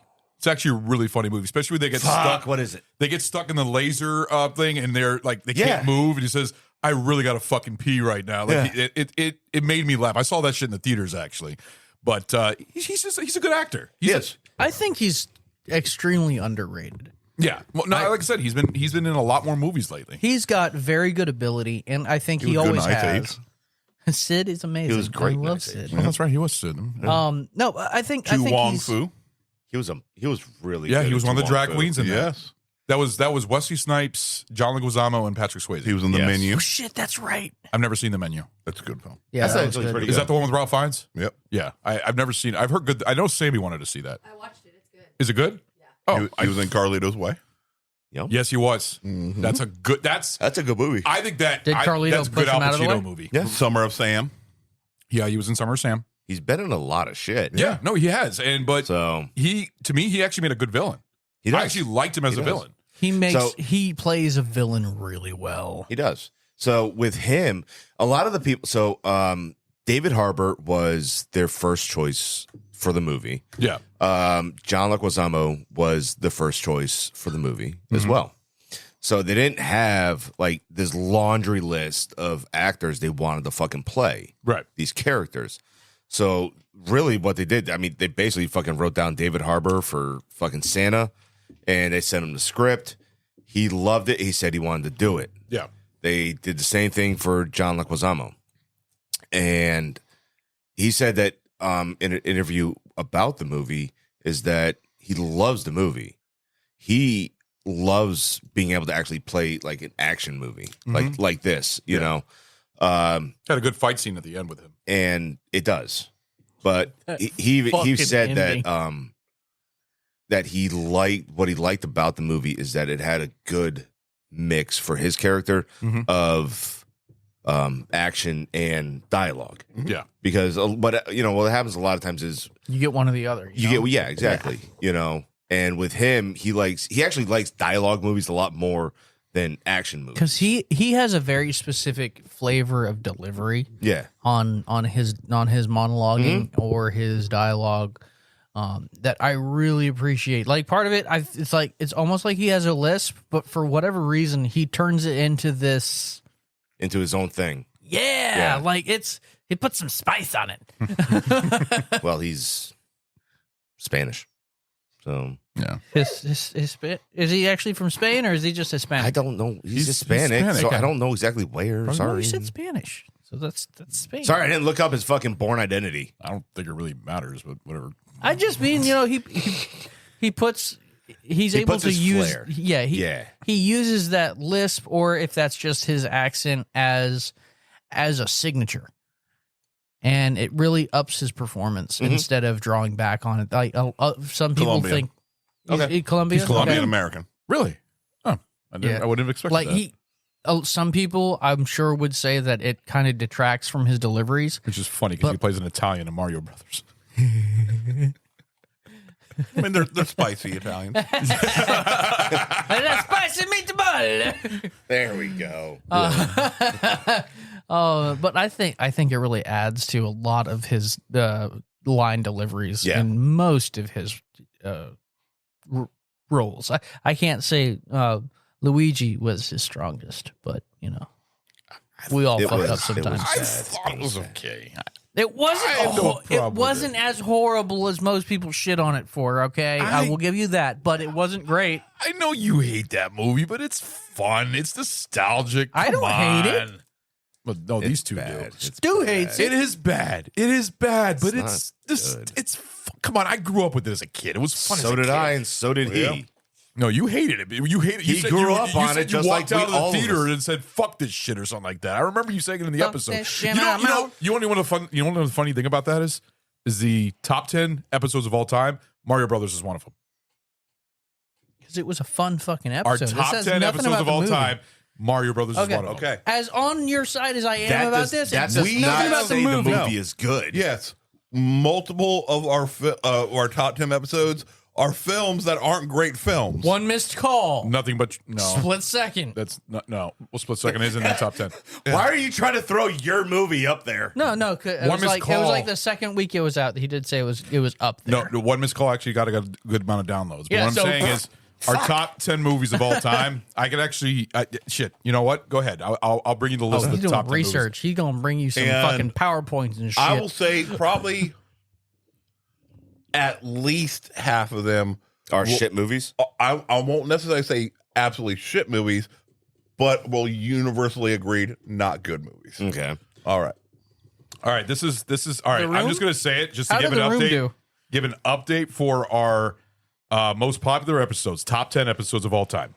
Aliens is number 1, of course. Classic It's our movie. first episode. So sad. Number 2 is Predator, which is shocking. It's gone up. I don't believe you. Right there. South Park is number 3. As Above, So Below is number 4. Fight Club is number 5. Repo the Genetic Opera is number 6. Oh God. Nothing But Trouble is number 7. Super Mario Brothers is number 8. The Halloween Legacy is number 9. And The Abyss is number 10. So 2 of Snows is in the top 10. But yeah, that's the top 10 One thing episodes. that proves just because they're top 10 does not mean it's a good film. Nothing No, But it Trouble mean is we make not a good good episodes. I'd say about maybe half of those films are good films. That's We make literally good what episodes. he said. Yes. Yeah, you're right. Yeah, you got a point. I still can't figure out why Nothing But Trouble is so high. I thought you said Split Second was in there.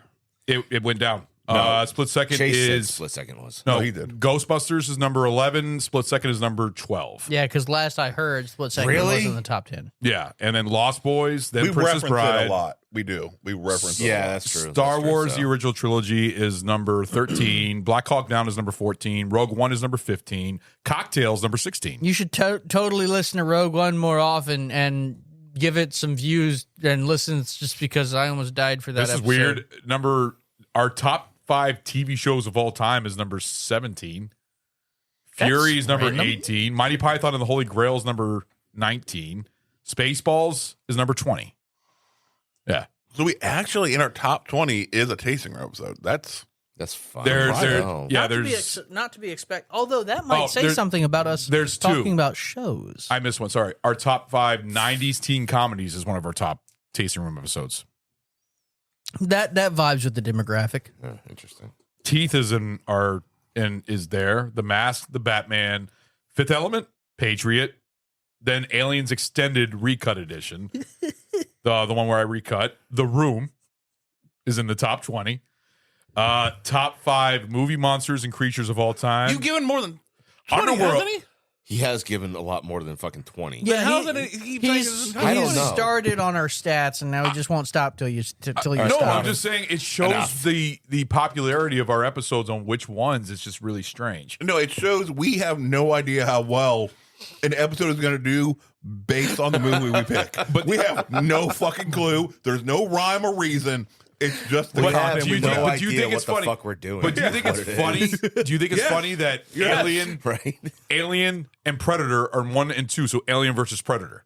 It's just kind of fucking strange that Predator is number 2 and Aliens is number 1. All right, so let's be real. If you are listening to a podcast about movies, that means you are a cinephile. If you are a cinephile, the number 2 or the 2 most popular movie franchises that are not the super mainstream shit are gonna be Alien and Predator. Super mainstream being Star Wars and Star Wars is in the list. Lord of the Rings and all that. That would be super mainstream. I would say Predator and Aliens are 90s and 80s. There's a reason why Predator's classics. big. There's a reason why Predator is big because we always talk about it. How is Die Hard not in there? It's not in the top 20. How the fuck? Start talking about Die Hard again. We talk about Predator and my Die giving Hard, it a Die Hard, 5. Die Hard, Die Hard, Die I Hard. mean, you guys constantly always fucking say, "Oh, but you get Predator a 5." A lot about Die Hard already in this episode. What That's true. happens? Yes, we have. So What it happens might, when- it might boost up Die Hard. What happens when head trauma kills you? You die hard. That's true. Sorry, random. Oh god. Sorry, that was a really dark That was joke. dumb. That was stupid. That's Fuck, funny. where were we? We were talking about just got John done with the Leguizamo. One's got to go from one head to the other. You do have a clip about when John Leguizamo meets Santa. Yeah, so play that one. Johnny L. Frosty, sound off. You're the one who decided to do it. Frosty. It tastes good. It's just Is that Curdled ice the cream. naughty guy man in the basement? Your friend is dead. He got a star in his face, then his head caught on fire. It's a long story. I fucking love this. Is this our Santa? Is this our Santa Claus? Yeah, it is. To whom am I speaking? Well, for tonight, I'm Mr. Scrooge now. What is it that you want exactly, Santa? I want you to put down your weapons. I want you to let this family go. And then I want to find my reindeer and I want to continue delivering my presents.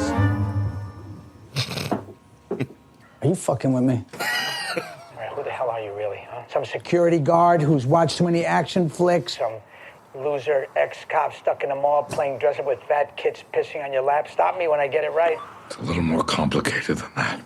Not to me, it's not. Because I want to make it my personal mission, my holiday to-do list, to find you and to end you and to wipe my ass with you in this whole fucking holiday. That's what I want for Christmas, Santa. That is a terrible thing to want for Christmas. Maybe you and I should discuss that in person. So now I like the after- interaction between both of them. Yeah. His head So caught you on get fire. to It's a see. whole So you thing. really get to see who Mr. Scrooge really fucking is. Yeah. You know, you get to see his persona of Christmas a little bit in that scene there. There was another scene where he's actually explaining why he actually fucking hates Christmas. Yeah. And his whole stick was that Santa never came one year after his old man got laid off. So he went into his fucking neighbor's house, who was his friend, and Killed basically an old the man. dad was Granddad. Granddad, that's what it was. The granddad, he was walking up the stairs. The granddad was like coming down the stairs and spooked each other. And the granddad fell down the Had stairs a heart attack. and fucking got killed. Is either heart attack or broke his neck, one of the two. Doesn't that remind you of Gremlins? No. The Santa Claus that got stuck in the chimney? Remember the whole I little know what morbid you're saying. story? I know what you're saying. That's what it kind of reminds me of. But that is not at all. So that's his whole intro to why he actually fucking hates Christmas. And throughout the entire fucking film, Santa still has no idea how Santa magic works. I love And that. I really love and that he so lets and he lets it be known too. He's like just cool with it too. I have don't no know. idea how this works. He at is, all. but I still don't know. Yeah. And see, I Yeah. think this is one of those things where a movie trope where basically it doesn't explain everything, where the sequel always explains the backstory. So Yeah, hopefully but- the sequel will explore that. I don't know, how he man. got the I job think- as Santa. Yeah, I you would know, like that. hopefully it does. And I hope what I hope for it. I will say, is though- that it doesn't bomb. Like I don't think so. Like a lot. Like I hope that it doesn't bomb in a way that, like, not money wise. I'm sure it'll fucking do perfectly fine. Yeah. You know, but bomb in the delivery of what it could be. So if we want to go back to the bar scene, the opening, when he says, I don't even remember why I started doing this. This means it was a free choice of his to make. He chose to start being Santa Claus. So Yeah. that, because originally I was thinking, man, he was just like fucking picked up by some god and put into this role, whether he Because- wanted to or not. Well, because here in this scene right here, he gives his backstory, and it doesn't explain everything, but hopefully the fucking sequel will. Yeah. Right? Did you ever have mommy and daddy? Yeah, of course I had a mommy and daddy. I wasn't always Santa Claus. I had a life before this. Long, long, long time ago. I love the way they did this. He used to call me, Nickerman. That was a cool that was a cool scene. You had a different job then? Yeah, you could say that. I was a warrior, a raider, a thief. If somebody got in my way, me and Skull Crusher would... Who's Skull Crusher? Skull Crusher's my, So cute hearing that come from a kid. my hammer. Skull Crusher? My favorite hammer. It's a surgeon with that thing. Used to be able to take 3 heads and line them up. But why? What? Why'd you do those things? Because I was mean. I was greedy. I wanted gold, jewels. I mean, if there was a naughty list back then, I'd be top dog. Well, maybe. What? Maybe all those bad things you used to do, maybe you can use them to do good things instead. To help. What do you mean? Mr. Benny, he wasn't just a toy. That night, you gave me what I wished for. A best friend. 'Cause you're good and kind. And you mean more than just the presents you bring. That's why I believe in you, Santa. That's why I believe.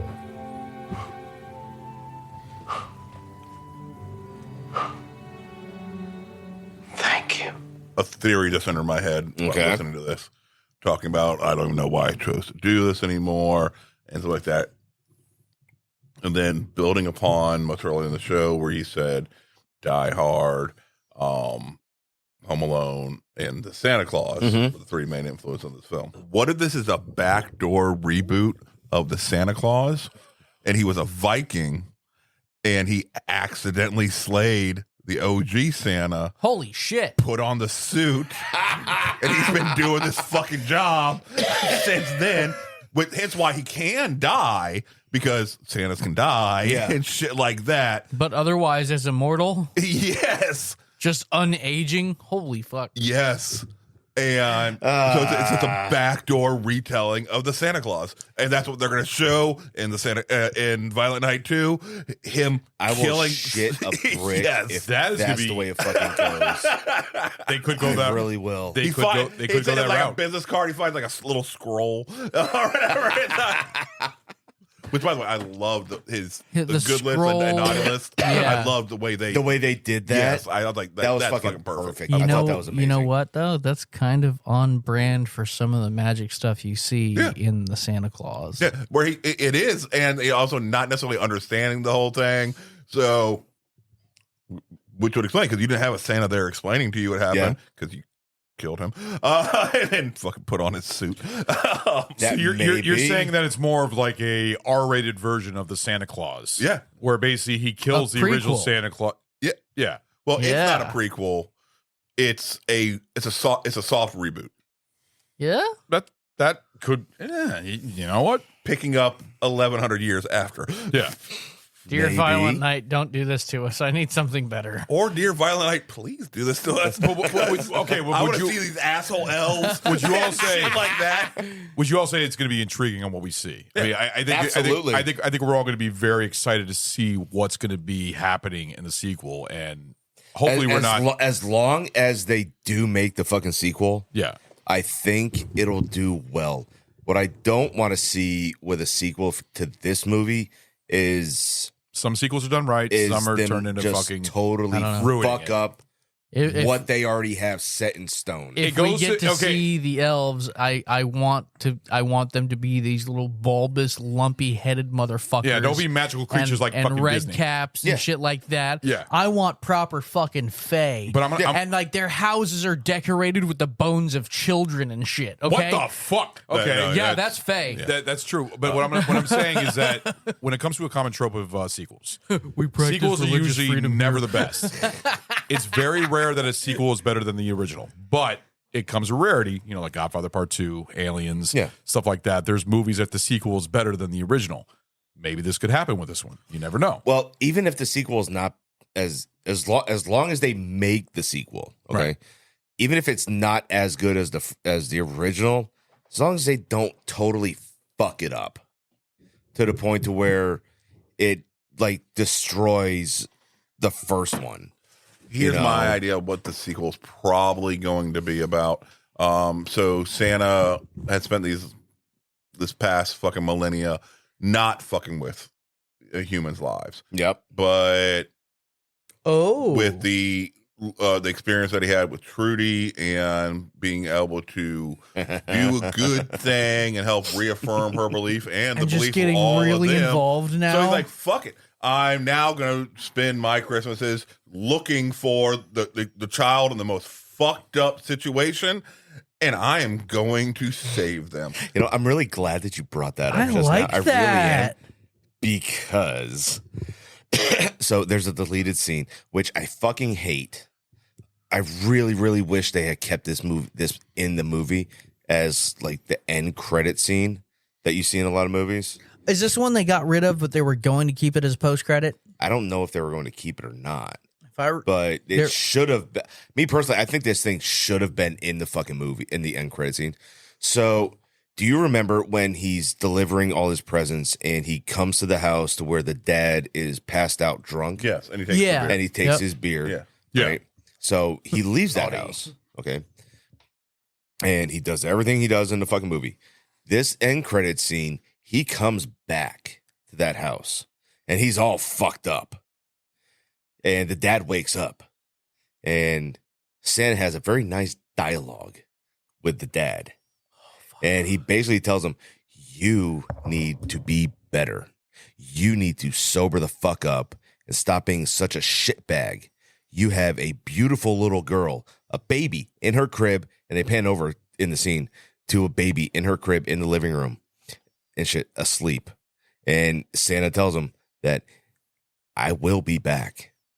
and I will be back next year to check up on you. And if you have not fucking changed your ways, you're gonna get fucked up. Interesting. It shows growth as a character. Should have been Yeah. the end fucking credit scene. Now, not a mid credit scene like they did with fucking Bertrude. Which, by the way, I did like that scene. Okay, that was fucking funny. It was good. You were talking about the TikTok Stay scene? off the naughty list. Yeah, stay off the naughty list. Because trust me, no, when I watched this Damn movie, right, I fast kid. forwarded It's to the about time. credits to see if there was going to be an end credit scene. There wasn't any. Yeah. Other Yeah. than the one that was like a before end credit scene with the TikTok dude. So the scene you were talking about, that was originally going to be a post credit, and that was in there like up until the fucking last minute. Yeah. And then they cut that out because they weren't entirely sure if they were going to be able to secure a pitch even for Violent Night 2. So if I recall, They should have fucking kept it in there either way. Yeah, I mean, even if you don't have the pitch, you're showing the growth of the character and seeing that now, no, he's no longer just going to be an outside observer. He is now going to do what he can do for the children.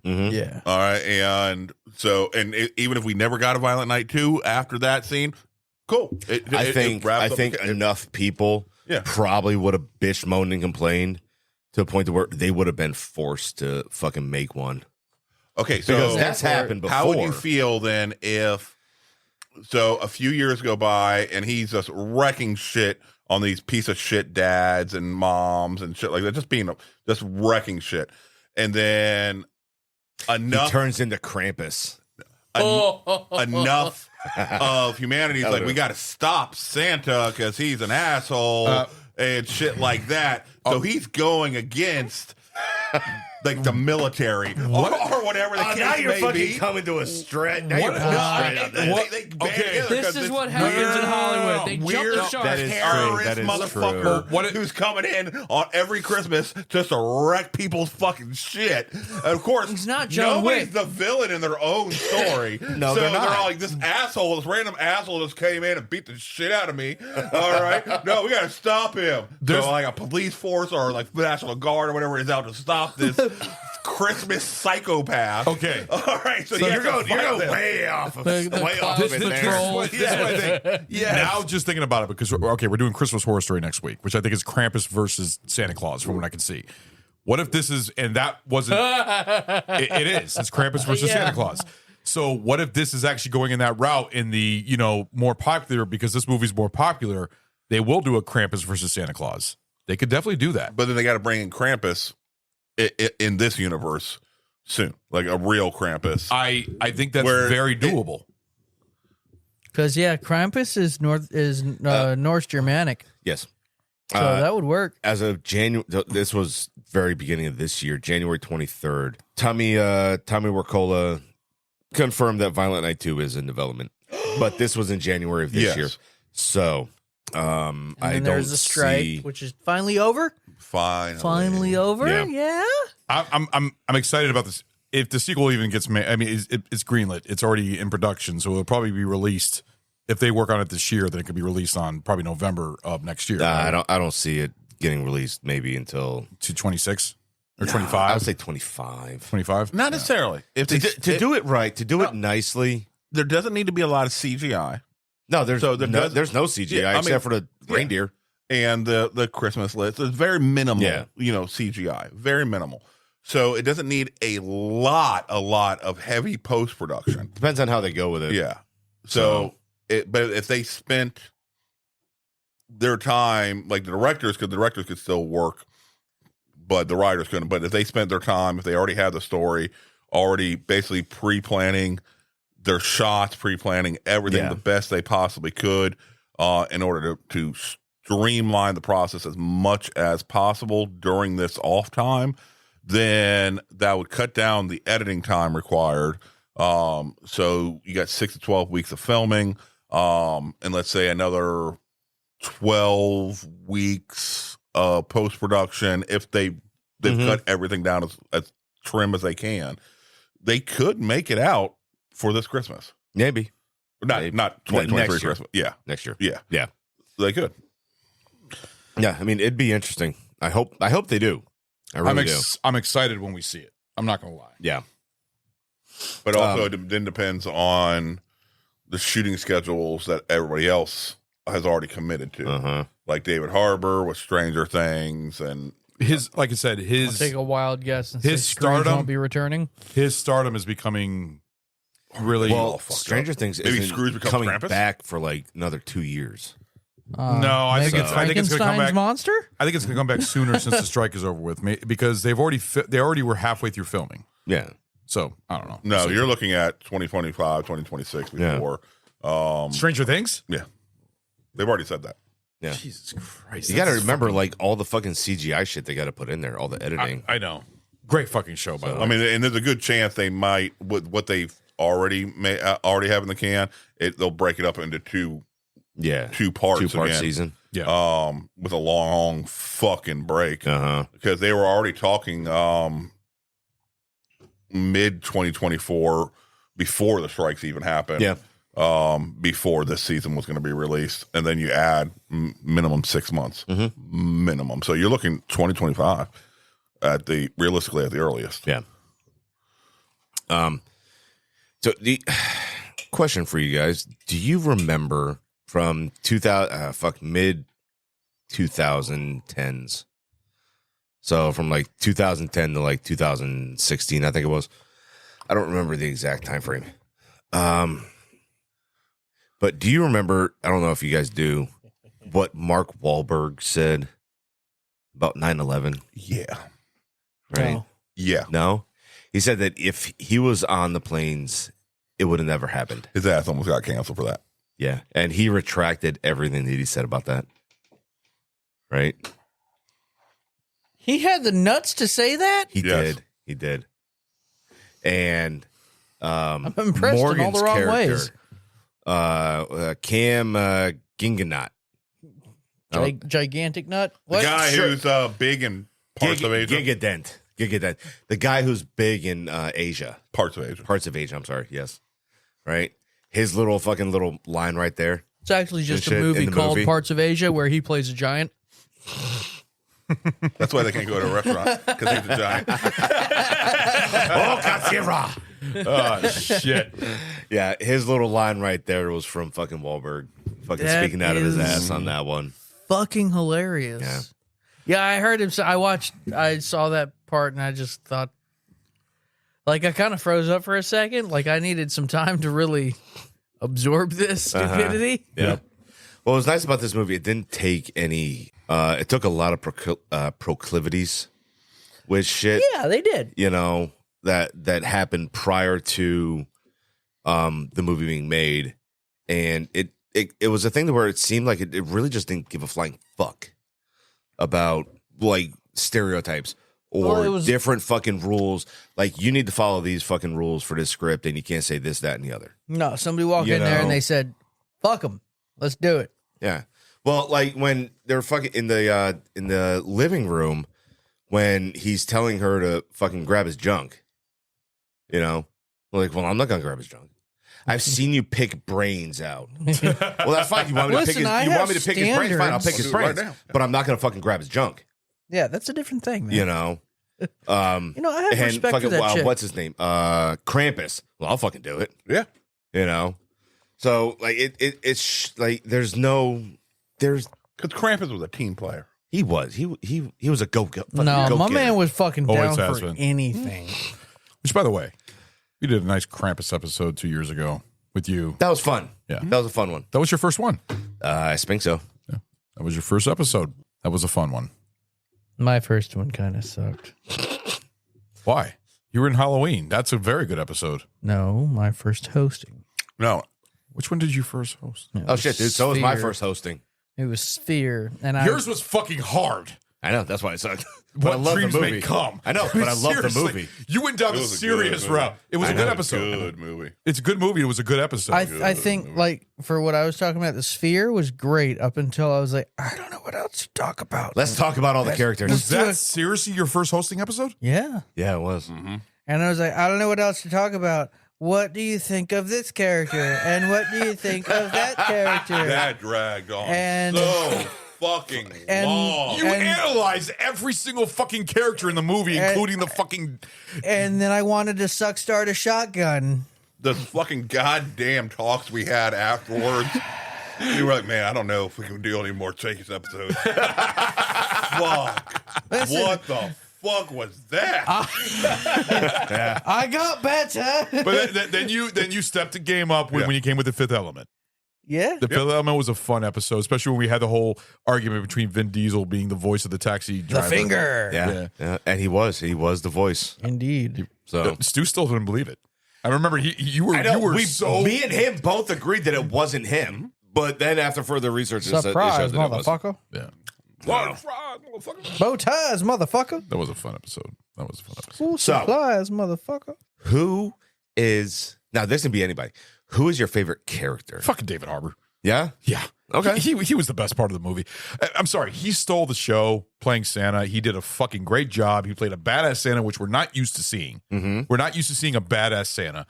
And the lines that came out of his mouth just was perfect. The closest we got. The way that he delivered the lines were just great. Especially the part when fucking one of the reindeer shits on the fucking roof. It just worked perfectly. David Harbour is awesome. I'm really happy with his performance as Santa. I thought he knocked it out of the park. Favorite character. Seriously. Okay. Yeah. Very nice. Cool. Stu?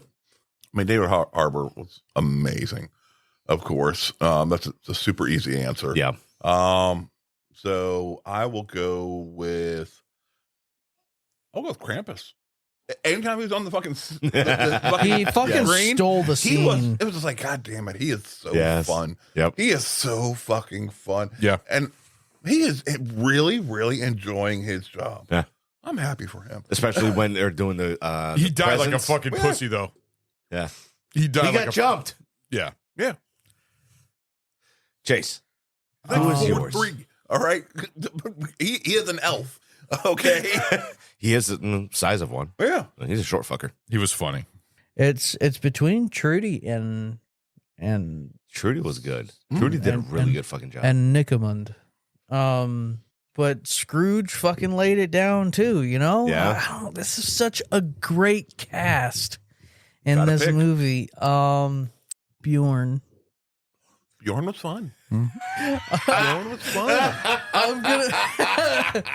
I'm gonna go with Okay. Bjorn because he's a fucking professional.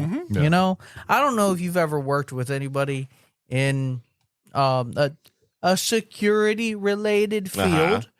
with that one guy who's just he's on top of it. He doesn't fuck around. He doesn't take shit. He doesn't give shit. He's here for the fucking mission.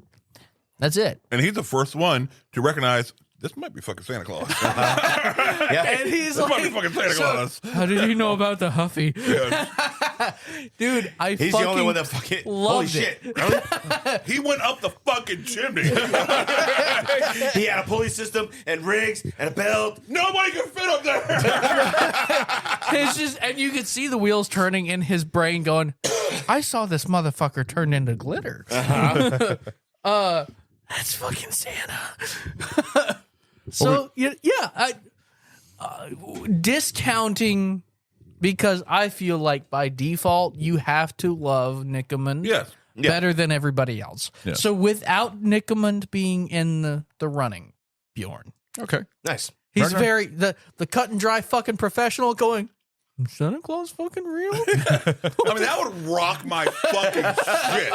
That would rock my entire They were. Yes, it would. They knew that it was like this guy's got to be I'd be fucking looking out Santa. for the goddamn Easter Bunny, the fucking Tooth Fairy. I'm looking out for fucking everybody at that point. Like, Listen, I'm man. about to get my shit fucked up by every goddamn mythical creature now. You're like, Scrooge, listen, bro, this is my last job. I got a bunch of fucking research to do. We got to go to the fucking South Pole. I got to find a giant fucking rabbit. I don't know what's going to happen, but We are not pulling that job in April. I'm telling you that right now. That shit is not happening. What's yours? Krampus. Yeah, aside from David fucking, Harbour. Santa, Krampus itself. Yeah. Because some of the deleted scenes or extended scenes that got taken out and shit with him in there, he is just like you said, he's having a fucking good time doing his goddamn job. and he's a dick about it. He's a prick. He's an asshole, but it's just fucking funny to watch him on scene doing what he's fucking doing. Yes. You know, like there was one deleted scene with him that fucking Morgan gave the grandma a necklace first instead of the pitch script. Okay. And she did the same thing. He's like, oh, thanks. Right. It's like, oh, she doesn't like it. Oh, what's that game where you give a gift and you have the ability to fucking take it from somebody else? And fucking Bertrude is like, a white elephant? It's like, yeah, that's it. So I'm just gonna take this diamond necklace away from you, and now you got to give another one. I was like, dude, great. this is like you're an asshole, you're a prick, but you're fucking awesome right now, dude. You know, Once again, if you love your job, you never work a day in your life. Yeah, exactly. And he even stated too, was like, you know what the shitty part about this is? Nobody can die right now. Why? Boss says so. Yes. So I'm just gonna fuck with everybody right now. You know, I loved it. So it fit him very fucking well. Yeah. You know, another one is real quick. There's something that we overlooked here. The Norse, Icelandic, Northern Germanic basis of Santa Claus is based on one of three things or all three. Either one of the two gnomes, Tomte or Gnise, or Odin himself. So Odin is the most prevalent, popular one. 1,100 years ago would be after Odin's time.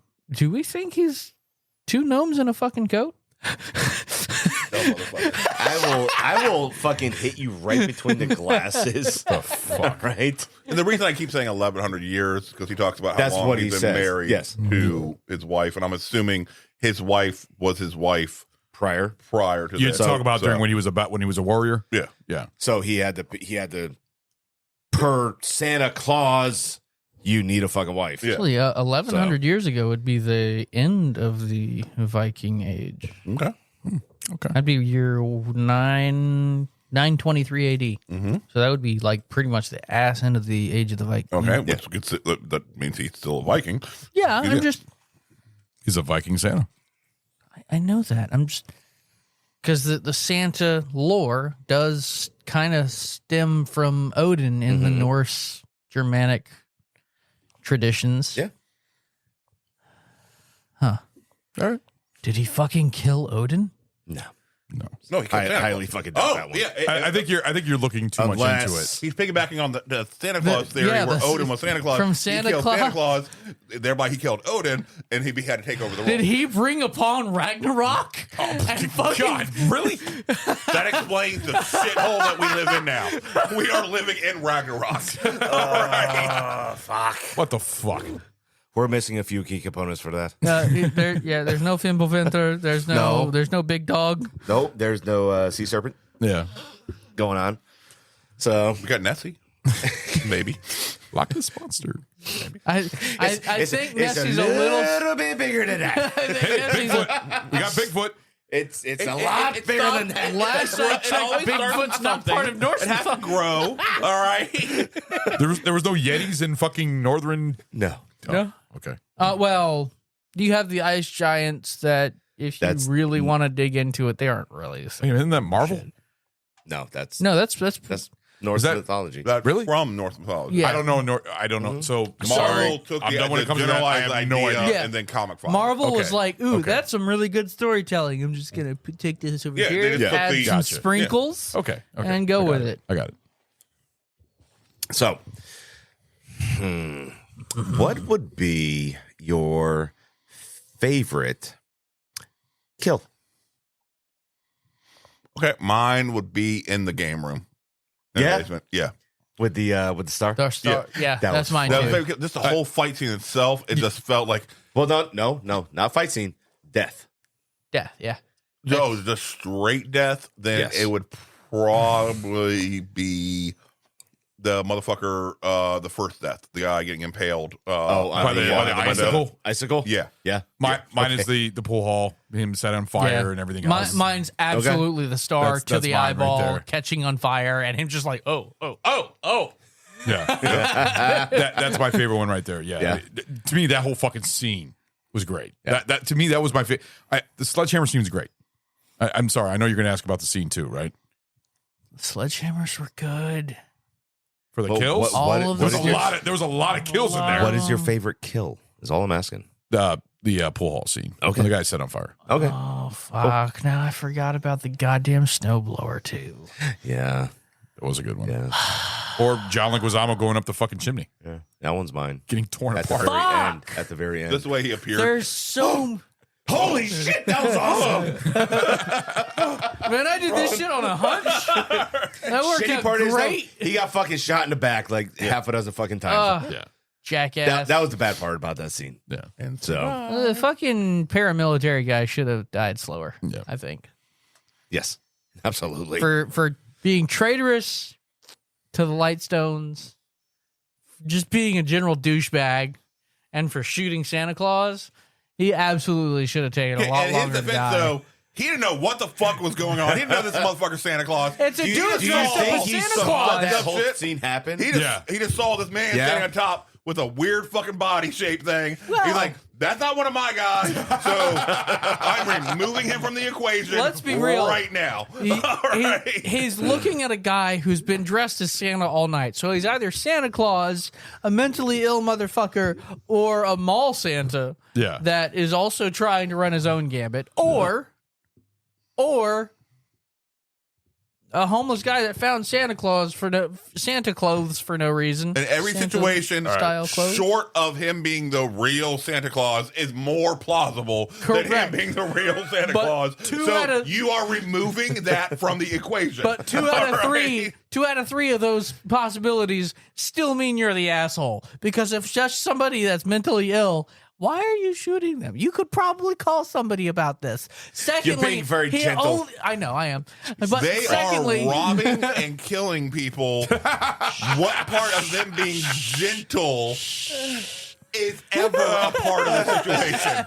you just got to be kinder, man. No. Silent night. Holy night. Silent night. Aren't I said mentally violent ill night. Violent supposed night, to be silent treated night. like Silent night, everybody else? Huh? Aren't the mentally ill supposed to be treated with the same respect that you treat everybody else? Fuck. So in that case, he is. Touche. If they are mentally ill, treating it with the same respect he's treating everybody else. Yes. All right. Welcome to equality, fucking Mozambique. Yes. No, you got a point. Yeah. Yes. Welcome to equality, fucking Mozambique. All right. My bad. What I want to do now is I want to do the pint reviews, but also to add a little spicy. Spicy. Is I want to do everyone's favorite scene. Okay. All right. An extra so spicy. favorite What- scene, and then pint reviews for the movie. Favorite Okay. scene? Oh, man. Yeah, I'll go first. So, Ron, what you got? Since I picked the favorite kill being in the pool hall scene, that would be my favorite kill. So I would say that was my favorite scene, but since I want to change it up a little bit because that's my favorite kill, the sledgehammer scene it's not even the part when he starts killing everybody. It's when he sees that sledgehammer. You motherfucker. As soon He as got hard. As Yeah. soon as He got hard. Yes, he yeah, did. As soon as he saw that Absolutely. sledgehammer, Oh, you and he was like, looking hammer. oh, then he just turned into like battle, like warrior. Yeah. He's like, it's time to fuck shit up. He's And like happy fun time. exactly. He was very happy. I would say the precursor to this scene where he's about to kill everybody. Yeah. that right there is my favorite scene. Just him getting so fucking hard up and ready to fucking knock some shit up. Real quick. There, right there. All right. So, Would you think that the sledgehammer style that we saw in this movie or an actual warhammer would be more entertaining? Personally, I think an actual warhammer. Well, they wouldn't have Exactly. a warhammer. they wouldn't have in that type the of weapon shed. back in that time. No, In you're there. right. So But they would have an ice pick or something. I don't care. He fucking knew how to use that fucking sledgehammer, and it worked perfectly. So I don't. I'm not worried about a fucking a warhammer. I'm actually happy with the sledgehammer because he knew how to fucking use it. But for the record, this is also an old money family which would be very believable for them to have an antiques section. But they weren't going to have an antique section if you are, because everything in the shed is going to be for their people. For the movie, you wouldn't have had to have found it in the shed. Jesus Christ, you saved the question. Fuck you. Yeah. Warhammer or actual Sledgehammer? Sledgehammer's fine. For the movie Sledgehammer. I'm happy with the Sledgehammer. Yeah, for what he found. For the modern time. And it's also because of the modern time. Yeah. He's not back in historical time like the Well, Vikings. yeah, I know that. I understand what you're saying, but I think for the movie, it would be better with a Sledgehammer. If it was just a fucking Warhammer, I think it would have been over the top. I think the Sledgehammer worked better. I mean, do you guys agree?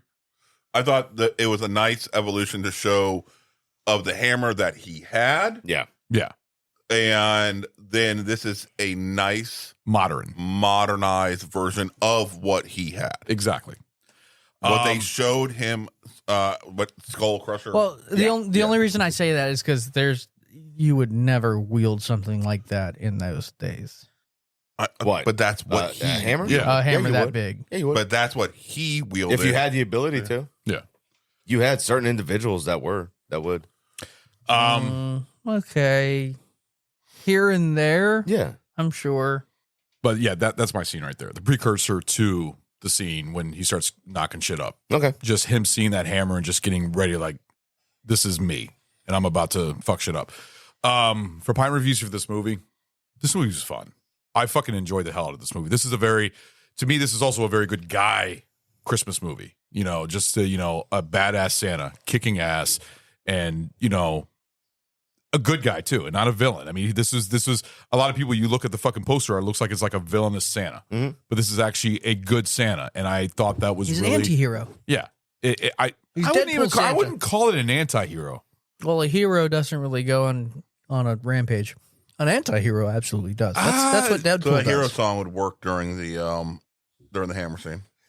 that would be funny if it did. It would. If they played that song. Yeah. I can see it right now. We can be the build up, as he's about to give up and shit like that. She's giving him the pep talk. Are you talking about the David Bowie hero song? Is that is that David Bowie song? We could be heroes. There's also the Wallflowers. No, not that one. Not that one. No, you know what I'm talking about. Are you talking about Foo Fighters? Foo Fighters? Varsity Blues Hero? I don't remember how the thing goes. It's from the Foo. It's from the Foo Fighters. It might be Foo Varsity Fighters. Blues. Might be. Yeah. Yeah, it's Varsity Blues. Ragnar is researching it right now. I guarantee you, Foo Fighters. There's gonna be music. He knows exactly. Yes, I do.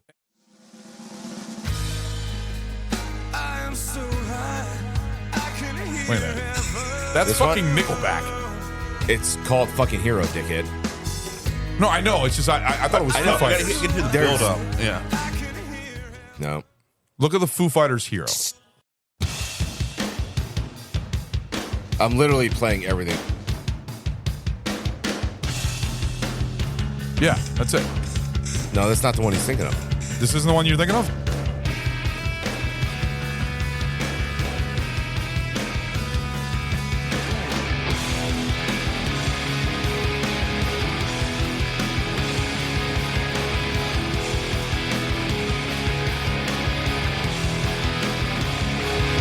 I know it's definitely not Bonnie. I don't know. I think "Don't Stop Me Now" by Queen would be great for that scene. That would be fucking fun. Yeah. All right. Cause I'm having a good time, yeah.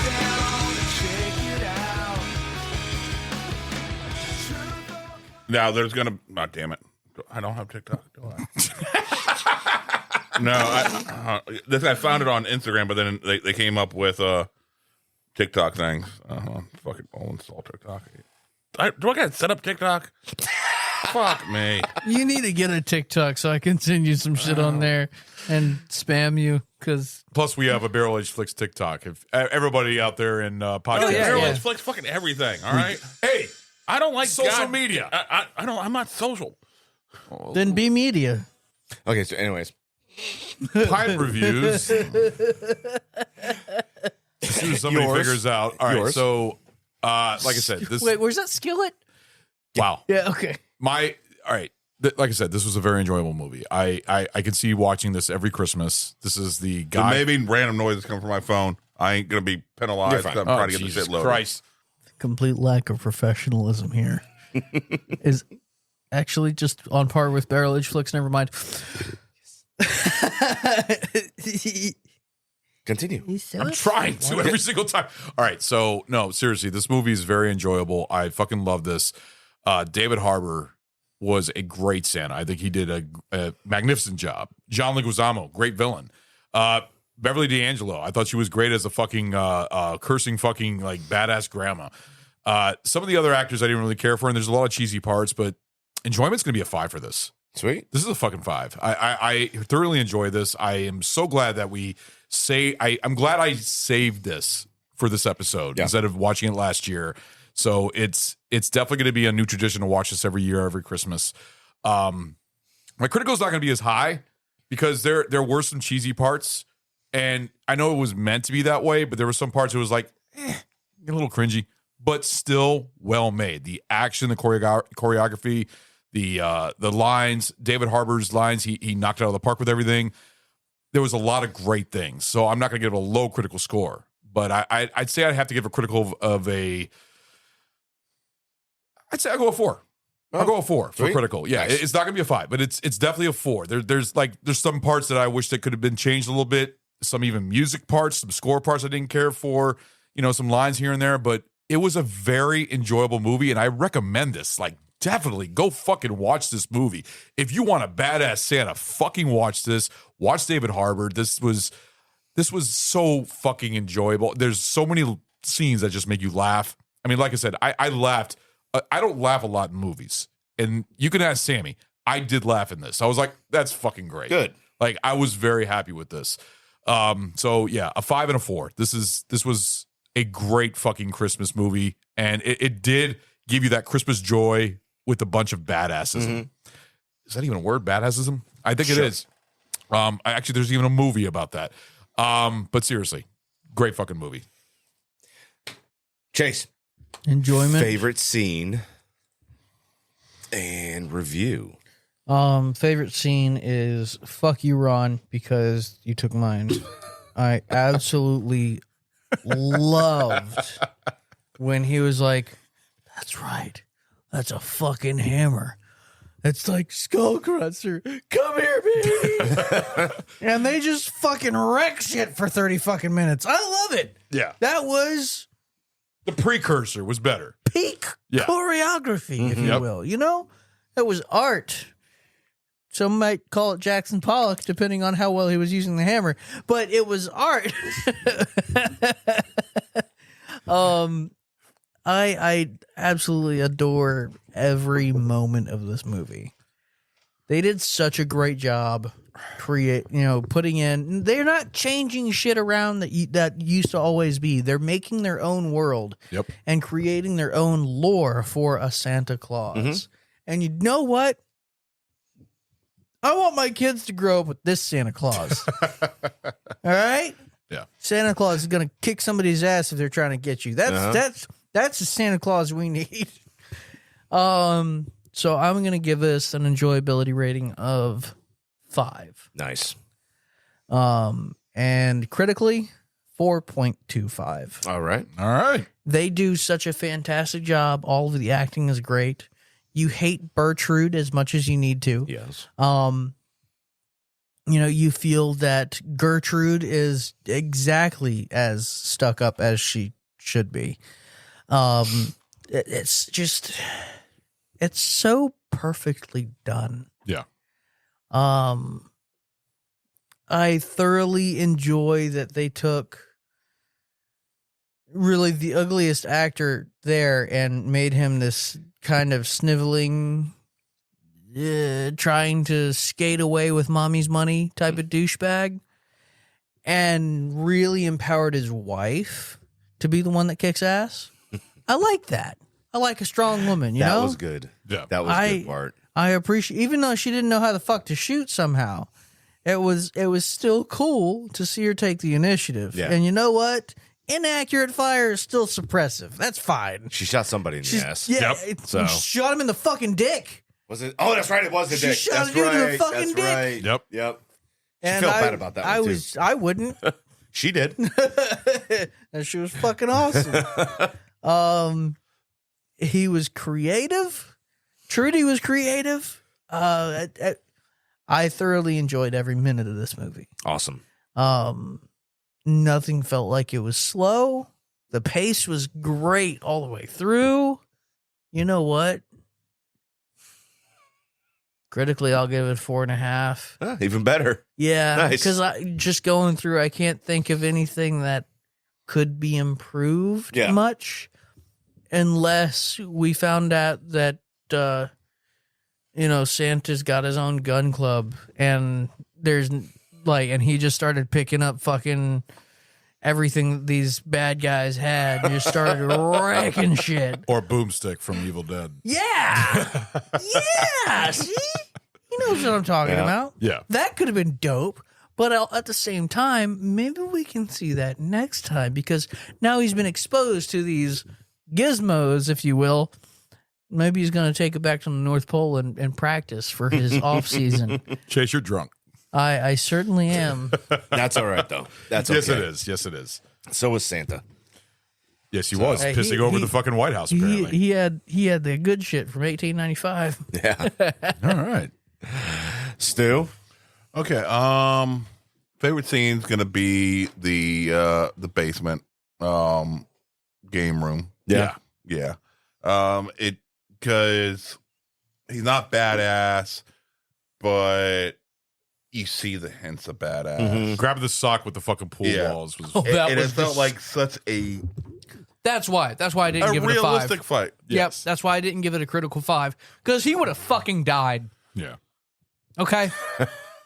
100%. Getting cracked over the skull. Yeah. Billiards in a sock. Yeah. That's death, especially getting hit that hard. Yes.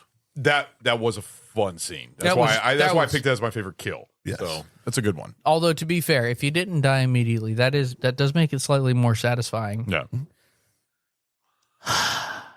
4.5. We're gonna keep it. All right, leave it alone. Enjoyment, I'm giving a strong 4.5. Okay. A very strong 4.5. It's a super fun movie.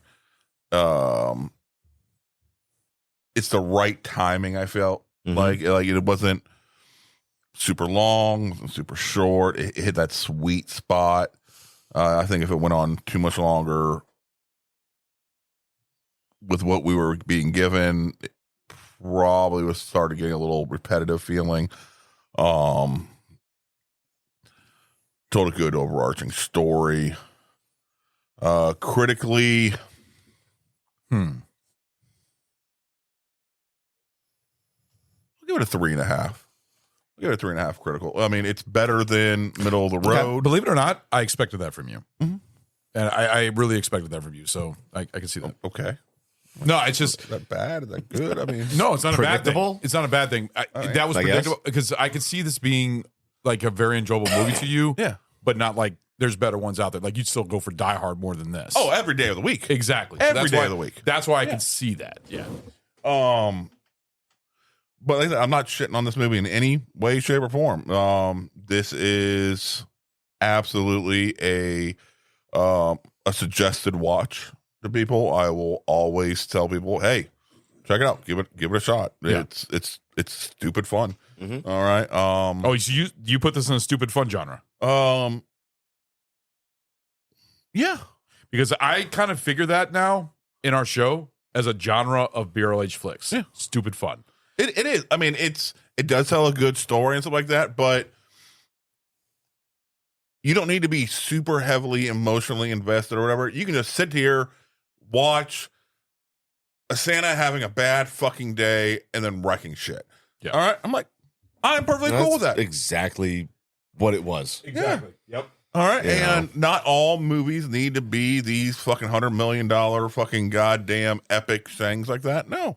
This is a lower budget thing that didn't need a big budget. No. But in any way, shape, or form, No, it worked well with the budget that they had. It felt grounded in realism. Yeah. for kind of an insane idea. So no, I'm thoroughly enjoyed this movie. When I heard Ragnar was picking this movie for our Christmas picks, I was like, oh, perfect. This is perfect. I'm gonna be enjoying this episode. I had seen it last year. You know, I didn't see it in theaters, but I saw it on streaming, and I was like, very cool. Very cool. And I knew this was a movie that you would enjoy, Ron. So I knew you have a habit of not getting around to see movies that has been suggested to you until you're forced to see movies that has been suggested. Hey, No, I okay, resemble no. Yes, you do. See, when You have Snow, there's a big list. I understand, but when Snow and Ragnar watched this, I just never got to it this year, and I was like, ah. And then it was after Christmas, and I was like, I'm not going to watch it now. It's already after Christmas. I just wanted to wait. It can be watched any time of the year. I know. Well, I disagree. I wanted to wait. Because you have a fucking weird ass thing. I can only watch these movies. I do. But I always have to watch that. This is for April 1. This is for April 2nd. I'm glad I waited till this episode to do it, because going into this as a virgin watching this movie, it actually made it a more enjoyable experience for me. Instead of having to watch it a second time, watching it just the first time, this was more fun. It's just as fun. Yeah, exactly. So if anything, it might be a little better watching the second because you get a little tease. You're like, ooh, I know what's coming up. I know what's going to happen. Yeah. This is going to be fun. This is going to be fun. No, that's true, just true. But Yeah. sometimes in the show, but that's the fun thing about the show. Sometimes watching a movie that we've never seen makes it more fun because we're like, no, oh, wow, okay. And we're going in blindsided watching this movie. This was, I knew you were going to pick this movie because I know you guys wanted to do, I think you guys wanted to do a hot take on this last year and we just never got to it. I don't know. I remember something talked about that, but the fact is that I'm glad that we did it for this Christmas series, because this Christmas series is the hardcore Christmas, all these badass Santas, violent movies, and this is perfect for our series for Christmas this year. So it's perfect. So I'm glad you picked this. Awesome. I'm also very glad you picked this. Thank you. I'm glad everyone enjoyed the fucking movie. I really am. My favorite scene. All right, look, everyone's picked fucking goddamn the game room basement scene. And that's it. You know, and that's a really fucking fun scene. It really is. Mine is gonna have to be after the barn fight, when he tracks down the dude holding the fucking the cameras, the info cameras, and he takes the grenade and shoves it down his pants. Oh, when he says, "I gotta watch," and he starts fucking running away. Yeah, and he says, "I gotta fucking watch." Yeah. Okay, so he turns around and he sees and goes, yes. Okay, so that was a good scene. I personally feel like that would have been more fulfilling, just getting a no, instead of a big boom, just a little thud, and watching his torso just kind of that would have been funny. Wood line. That would have been funny, but it wouldn't have worked though. But his line was just perfect. Like he's walking away and then turning around and says, "Oh fuck, I gotta watch." Yeah, it turns around. That was beautiful. It was like a smile of glee. He was like, "Fuck yeah." The delete. So I employ everyone to watch the deleted scenes. I'm going to. And this is one of them, right? It's an extended scene, that's deleted scene. Yeah. I don't know. But it shows this scene, but then it shows him talking to Trudy about it. And he's telling her, it's like, yeah, and he blew up and it was awesome. All this other shit. So it was great. You know, enjoyment. This movie's great. I think, like I said in the beginning of the show, I think this movie is what we needed with like a mainstream violent action Christmas movie that hasn't been around in a long fucking time. Yeah. You know? And I'm glad that they finally fucking did one and is done very well. Yes. So enjoyment for me is a 5. It's fucking hilarious. It's got amazing fucking funny parts in it. David Harbour's lines throughout the entire scene. The way he it's not even just his lines, but it's the way that he fucking delivers them. Oh yeah. Your guy, yeah, he's dead. Yeah. Yeah. They caught on fire. Yeah. Like, it's and Mr. Scrooge, he played fucking amazing. Beverly D'Angelo, she was a great fucking bitch grandma. Yep. And from Christmas movie stardom, from Christmas Vacation, so it's really cool that they had her in it. Yeah, because she was already in Christmas movie, and that's what she's known for. National Lampoon's Christmas Vacation. So it worked out. Yep. And there's a handful of deleted scenes. Some of them, I'm glad they took out. Some of them, maybe they could have slipped them in there. Yeah. That's why they make deleted scenes. So, but enjoyment is a 5 for me. It's hilariously funny parts in it. It's violent. It's bloody. It's worth the fucking watch. Like, yeah, if you guys haven't seen this before, like, you really do need to fucking go watch it. Yep. Critically, for what it is, I give it a 4. It's just like Stu said, it's stupid funny. Yeah. It's stupid fun. And it's a violent Christmas movie.